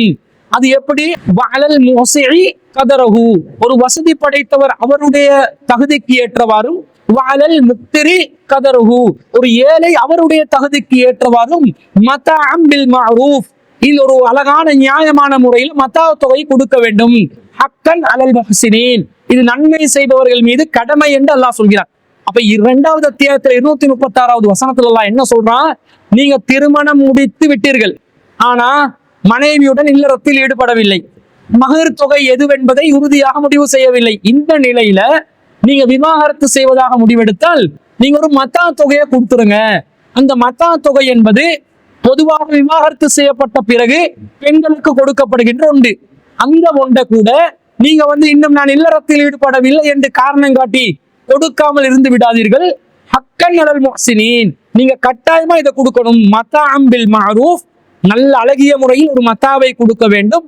ஹக்கன் அலல் முஹ்சினீன், இது முஹ்சினீன்களுக்கு கட்டாய கடமை என்று அல்லாஹ் சொல்கிறார். அப்ப என்ன செய்யணும், நீங்க சொன்ன மாதிரி பெண்ணை தீண்டாத நிலையில் நீங்கள் விவாகரத்து செய்திருந்தால் மகர் தொகையை நீங்க நிர்ணயம் செய்திருக்கிறீங்களான்னு பாருங்க. மகர் தொகையை நீங்க நிர்ணயம் செய்யாத நிலையா இருந்தா நீங்க மனசாட்சிப்படி உங்களோட வசதிக்கு ஏற்ற மாதிரி ஒரு மத்தா தொகையை கொடுத்து நீங்க விவாகரத்தை செய்து போய்விடலாம். அல்லது நீங்கள் மகர் தொகையை தீர்மானித்திருந்தால், ஒப்பந்தத்துல மகர் தொகையை தீர்மானிக்க சொல்லி கேட்பாங்க. இலங்கை நாட்டு சட்டத்திலையும் அது ரிஜிஸ்டர்ல பதிவு செய்யறதா இருந்தா கேட்பாங்க. அந்த மாதிரி நிலையை அடைந்தால் சூரத்துல் பக்கரால அடுத்த வசனம் 237வது வசனம் சொல்லுது,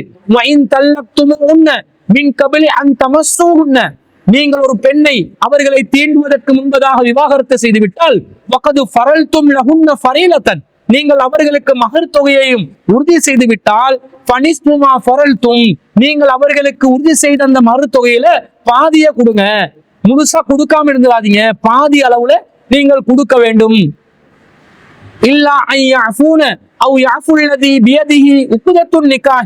அந்த பெண்களோ அல்லது திருமண ஒப்பந்தத்தின் அதிகாரம் படைத்தவர் யாரோ அவர் பெருந்தன்மையாக நடந்து கொண்டாலே தவிர, அப்ப வேணாமே அந்த பெண் சொன்னா கொடுக்க வேண்டியது இல்லை. அப்ப இந்த திருமண ஒப்பந்தத்துல அதிகாரம் உள்ள ஒரு பொறுப்பாளர் இது வேணான்னு மறுத்தாங்கண்டா அப்ப கொடுக்க வேண்டியது இல்லை. நீங்கள் பெருந்தன்மையாக நடந்து கொண்டால் அக்ரபுலி தக்வா, அதுதான் இறையச்சத்துக்கு நெருக்கமானது. அவங்க வேணான்னு சொன்னாலும் ஆண்களாகிய நீங்கள் தாராள மனசோட பெருந்தன்மையா முன் வந்து பாதி மகர கொடுத்துருங்க. அக்ரபுலி தக்வா தான் இறையச்சத்துக்கு நெருக்கமானது.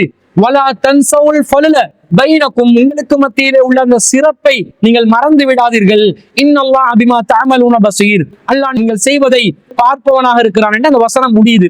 அப்ப அல்லாஹ் ரெண்டு விதமா சொல்றான். திருமணம் முடித்து தீண்டுவதற்கு முன்பதாக மகர் தொகையை தீர்மானிக்காத நிலையில் நீங்கள் விவாகரத்து செய்தால் நீங்க என்ன பண்ணுங்க, மனசாட்சிப்படி ஒரு மத்தாவை கொடுங்க. மகர் தொகையை முடிவு செய்த நிலையில் நீங்கள் அவங்களை தீண்டுவதற்கு முன்பதாக விவாகரத்து செய்தால் மகர் தொகையிட பாதியை கொடுங்கன்னு அல்லாஹ் சொல்றான்.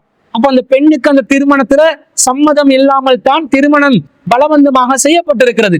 அப்ப அந்த பெண் வந்து அந்த திருமணத்துக்கு தயாராகலைன்னு அர்த்தம். அதை நீங்க புரிஞ்சுதான் நீங்க விவாகரத்து பண்றீங்கன்னு சொன்னா, நீங்க அந்த மகர் தொகை தீர்மானிக்கப்பட்டதா என்றதை பார்த்து தீர்மானிக்கப்பட்டா பாதியை கொடுத்துருங்க. தீர்மானிக்கப்படவில்லை என்று சொன்னால் நீங்களா விரும்பி ஒரு மனசாட்சிப்படி உங்களோட வசதிக்கு ஏற்ற மாதிரி நீங்க ஒரு மத்தா தொகையை கொடுத்து விவாகரத்து செய்து ஒதுங்கி விடலாம் என்பதை இந்த வசனத்திலிருந்து நாங்கள் அறிந்து கொள்கிறோம். அதே போல ஒரு திருமணம் நடத்துவதாக இருந்தால் ஒரு பெண்ணை பலவந்தமாக திருமணம் செய்து கொள்ள முடியாது. ஒரு பெண்ணையும் பலவந்தமாக பெற்றோர்கள் பொறுப்பாளர்கள் யாருக்கும் திருமணம் செய்து கொடுக்கவும் கூடாது. ஏண்டா வாழ போறது அவங்க தானே. திருமணம் என்ற ஒரு நாள் 2 நாள் விஷயமா, காலம் முழுக்க கடைசி வர காட்டும் மௌத்தா போ காட்டும் யாரு கணவனாக வருகிறானோ அவனோட தான் தொடர்ச்சியா வாழணும். ஒரு கஞ்ச பிசனாரி வாழ்க்கையில வந்து நுழைஞ்சான் என்று சொன்னா வாழ்க்கை முழுக்க நஷ்டமா போயிடும். அதே நேரத்துல ஒரு சந்தேக நபர் ஒருத்தன் வாழ்க்கையில வந்து நுழைஞ்சான்டா காலம் முழுவதும் பிரச்சனையா போயிடும். அப்ப தனக்கு ஏற்றால் போல் தான் அறிந்து ஆராய்ந்து தான் விரும்பக்கூடிய ஒரு ஜோடிய துணையாக தனக்கு ஏற்படுத்தி கொள்ற அதிகாரம் பெண்களுக்கு வழங்கப்பட்டிருக்கிறது. அந்த உரிமையை யாரும் தடுக்க கூடாது. அல்லாஹ் தஆலா குர்ஆன்ல சொல்றான், 4வது அத்தியாயத்துல 21வது வசனத்துல, வா அஹதுன மின்கும் மீசாக்கன் கலீலா, அவர்கள் உங்களுடன் கடுமையான ஒப்பந்தத்தை கொண்டிருக்கிறார்கள், கடுமையான ஒப்பந்தம் செய்திருக்கிறார்கள் என்று சொன்னா அந்த ஒப்பந்தத்தில் ஒரு தரப்பாக இருக்கக்கூடியவர்கள் விரும்ப வேண்டும். அவர்களாக விரும்பி அந்த ஒப்பந்தத்துக்கு முன்வர வேண்டும். யாரும் நிர்பந்தித்து யாரையும் ஒப்பந்தம் செய்ய முடியாது என்பதை விளங்கிக் கொள்கிறோம். அதே போன்று அல்லாஹ் திருக்குர்ஆன்ல 4வது அத்தியாயத்துல 19வது வசனத்துல சொல்றான், யா அய்யுஹல்லதீன ஆமனு லா யஹில்லு லக்கும் அன் தரிசு நிஸாஅ கர்ஹா, நம்பிக்கை கொண்டவர்களே பெண்களை வலுக்கட்டாயமாக அடைவது உங்களுக்கு ஹலால் இல்லை என்று அல்லாஹ் சொல்கிறார். அப்ப பெண்கள் விருப்பம் இல்லாம அவங்களை திருமணம் முடிக்கலாமா? பெற்றோர்களோட விருப்பம் மட்டும் இருந்து போதுமா? அந்த பெண்ணுடைய சம்மதம் வேணுமா இல்லையா? பலவந்தமாக திருமணம் முடிப்பது முஸ்லிம்களுக்கு ஹலால் இல்லை என்றால் அந்த பெண்ணுடைய சம்மதம் இல்லாமல் இந்த ஒப்பந்தத்துல சம்மதிக்க வச்சிருக்கிறாங்கன்னு சொன்னா அது ஹலாலான ஒரு ஒப்பந்தமே இல்லை. அந்த பெண்ணை வந்து வலுக்கட்டாயப்படுத்தி திருமணம் முடித்து வைப்பதற்கு பெண்ணின் பெற்றோர்கள் முயற்சி செய்திருக்கிறார்கள். அது அவர்களுக்கு ஹலால் இல்லை என்றல்லா கண்டிப்பதை பார்க்கிறோம். அதே போன்று நபி ஸல்லல்லாஹு அலைஹி வஸல்லம் அவங்க சொல்றாங்க, புகாரியில 6971வது செய்தியாக வருது. அன்னை ஆயிஷா ரலியல்லாஹு அன்ஹா அவர்கள் அறிவிக்கிறார்கள், லா துன்கஹுல் ஐமு அத்தா துஸ்தஅமர. நபி ஸல்லல்லாஹு அலைஹி வஸல்லம் சொல்றாங்க, ஒரு விதவை பெண்ணாக இருந்தாலும் ஒரு விதவை பெண் அவருடைய அனுமதி இல்லாமல் திருமணம் முடித்துக் கொள்ளப்பட மாட்டாள். வலா துன்கஹுல் பிக்ரு அத்தா துஸ்தஅதன, ஒரு கன்னி பெண்ணாக இருந்தாலும் அவருடைய சம்மதம் இல்லாமல் திருமணம் முடித்துக் கொள்ளப்பட மாட்டாள் என்று நபி ஸல்லல்லாஹு அலைஹி வஸல்லம் சொல்றாங்க. சஹாபாக்கள் கேட்கிறாங்க, யா ரசூலல்லாஹ் வ கைஃப இத்னுஹா, ஒரு கன்னி பெண் எவ்வாறு சம்மதத்தை தெரிவிப்பாள் என்று கேட்டோன்னே, ஆல தஸ்குத, ஒரு கன்னி பெண் மௌனமாக இருப்பதே சம்மதமாக நீங்கள் எடுத்துக்கொள்ளுங்கள் என்று நபி ஸல்லல்லாஹு அலைஹி வஸல்லம் சொல்ற செய்தியை பார்க்கிறோம். அப்ப கன்னி பெண்ணாக இருந்தாலும் விதவையாக இருந்தாலும் அவர்கள் விரும்பிதான் திருமணத்துக்குள்ளே வர வேண்டும். விருப்பம் இல்லாமல் வலுக்கட்டாயமாக திருமணம் முடித்து வைத்தால் இஸ்லாத்தின் பார்வையில் அது திருமணமே இல்லை என்பதை நாங்கள் பார்க்கிறோம். இதே போன்று ஹன்சா பின் அன்சாரியா ரலியல்லாஹு அன்ஹா அவர்கள் நபி ஸல்லல்லாஹு அலைஹி வஸல்லம் அவர்களிடம் வருகிறார்கள். வந்து என்ன சொல்றாங்க, அன்ன அபாஹா ஜவ்வஜஹா வஹிய ஸய்யிபுன், அவங்க ஒரு விதவையாக இருக்கும் நிலையில் அவருடைய தந்தை ஒரு திருமணத்தை செய்து வைக்கிறார்கள். ஃபகரியத் ஜாலிக, ஹன்சா பின் ஹிதாம் ரலியல்லாஹு அவர்கள் இதை விரும்பவில்லை. அப்ப ரசூல்லாவிடம் அவர்கள் வருகிறார்கள். ஃபஅத்தத் ரசூலுல்லாஹி ஸல்லல்லாஹு அலைஹி வஸல்லம், ரசூலுல்லாவிடம் வந்து இதை முறைப்பாடு செய்கிறார்கள். ஃபரத்த நிகாஹு, அந்த தந்தை செய்த திருமணத்தை நபி ஸல்லல்லாஹு அலைஹி வஸல்லம் அவர்கள் ரத்து செய்தார்கள் என்ற செய்தியை புகாரியில 5139வது செய்தியா பார்க்கிறோம். எனவே நபி ஸல்லல்லாஹு அலைஹி வஸல்லம் அவர்கள் இது போன்ற பெண்ணின் சம்மதம் இல்லாமல் திருமணம் முடித்து வைப்பதை தடுத்திருக்கிறார்கள், ரத்து செய்திருக்கிறார்கள்.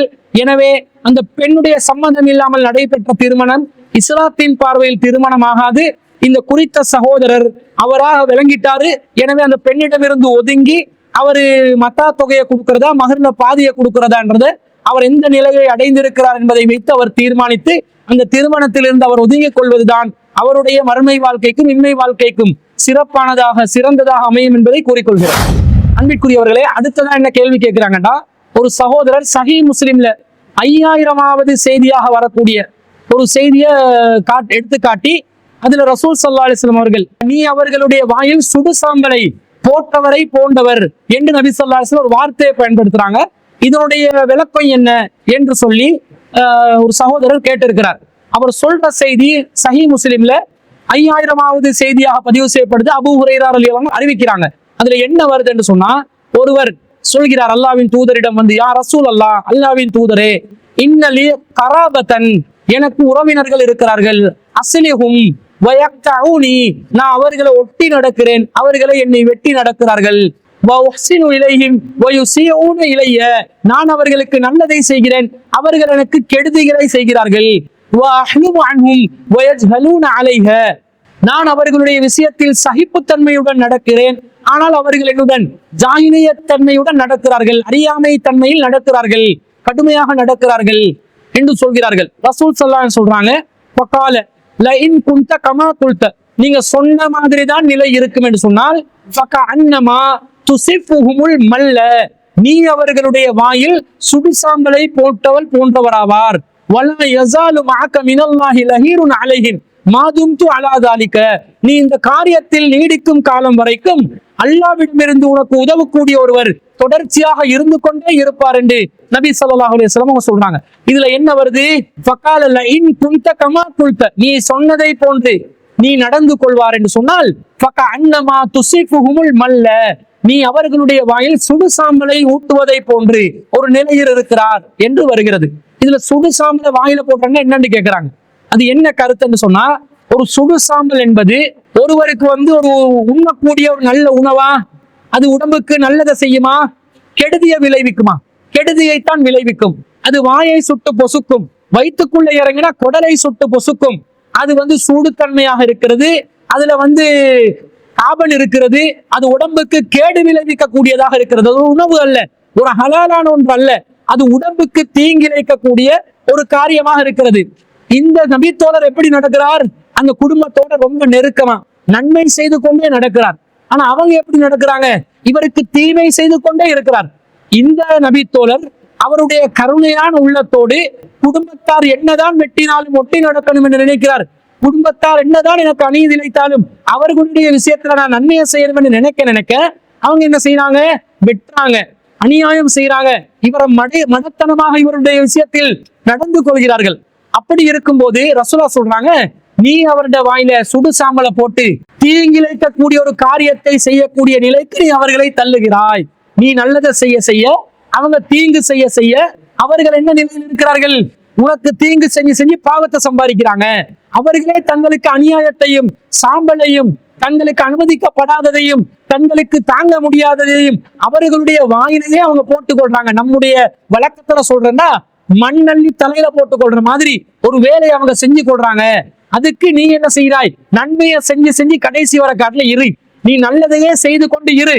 அப்பொழுது அவர்கள் அவர்களுடைய வரம்பு மீறுதலில் கூடுதலாக ஈடுபட்டு அவர்களுக்கு ஹராமானதை தீங்கிழைக்க கூடியதை அவர்கள் மேற்கொள்கிறார்கள் என்று அர்த்தம் என்றுதான் நபி ஸல்லல்லாஹு அலைஹி வஸல்லம் அவர்கள் இதை சொல்லி இருக்கிறார்கள் என்பதை அந்த வாசகத்திலிருந்து, இது ஒரு உவமையாக சொல்லப்பட்ட ஒரு சொல், அந்த உவமையில் இருக்கக்கூடிய தன்மையை வைத்து இதை நாங்கள் புரிந்து கொள்கிறோம். அப்போ உறவினர்களாக இருக்கக்கூடியவர்கள் ஒருத்தரோட வெட்டி நடக்காதீங்க, ஒருத்தர் வெட்டி நடந்தாலும் நல்லா நடங்க, அவங்களுக்கு நல்லதை செய்யுங்க. இப்படி எல்லா உறவினர்களும் நினைத்தால், ஆனா எப்படி நடக்கிறாங்க, எப்பயுமே சந்தேகமான பார்வை, எப்பயுமே அநியாயமான பார்வை, எப்பயுமே அவதூறான பார்வை, இவர்கள் நமக்கு எதிரானவர்கள் என்றே நினைத்து நினைத்து செயல்படுவது. இந்த மாதிரி உறவுகள் இருந்தால் அந்த பாதிக்கப்பட்டவங்களுக்கு ரசூலுல்லாஹ் என்ன செய்ய சொல்றாங்க? நீங்க நல்லதை செய்யுங்க, நியாயமா நடங்க, சகித்து நடங்க, பொறுமையோட நடங்க. அப்ப அவங்களே அவங்க தலைக்கு மண்ணை வாரி போட்டுக் கொள்ற மாதிரி, அவங்களுக்கு நீங்க நல்லதை செய்ய செய்ய அவங்களுக்கு நீங்க அவங்களோட வாயில சுடு சாம்பலை போடுற மாதிரி, அவங்களுக்கு நீங்க அவங்களா ஒரு கஷ்டத்தை ஏற்படுத்தி கொள்ற ஒரு நிலைக்கு நீங்க அவங்கள தள்ளுறீங்க என்ற மாதிரி ஒரு கருத்துல தான் நபி ஸல்லல்லாஹு அலைஹி வஸல்லம் சொல்றாங்க, நாங்க நல்லா நடக்கணும்.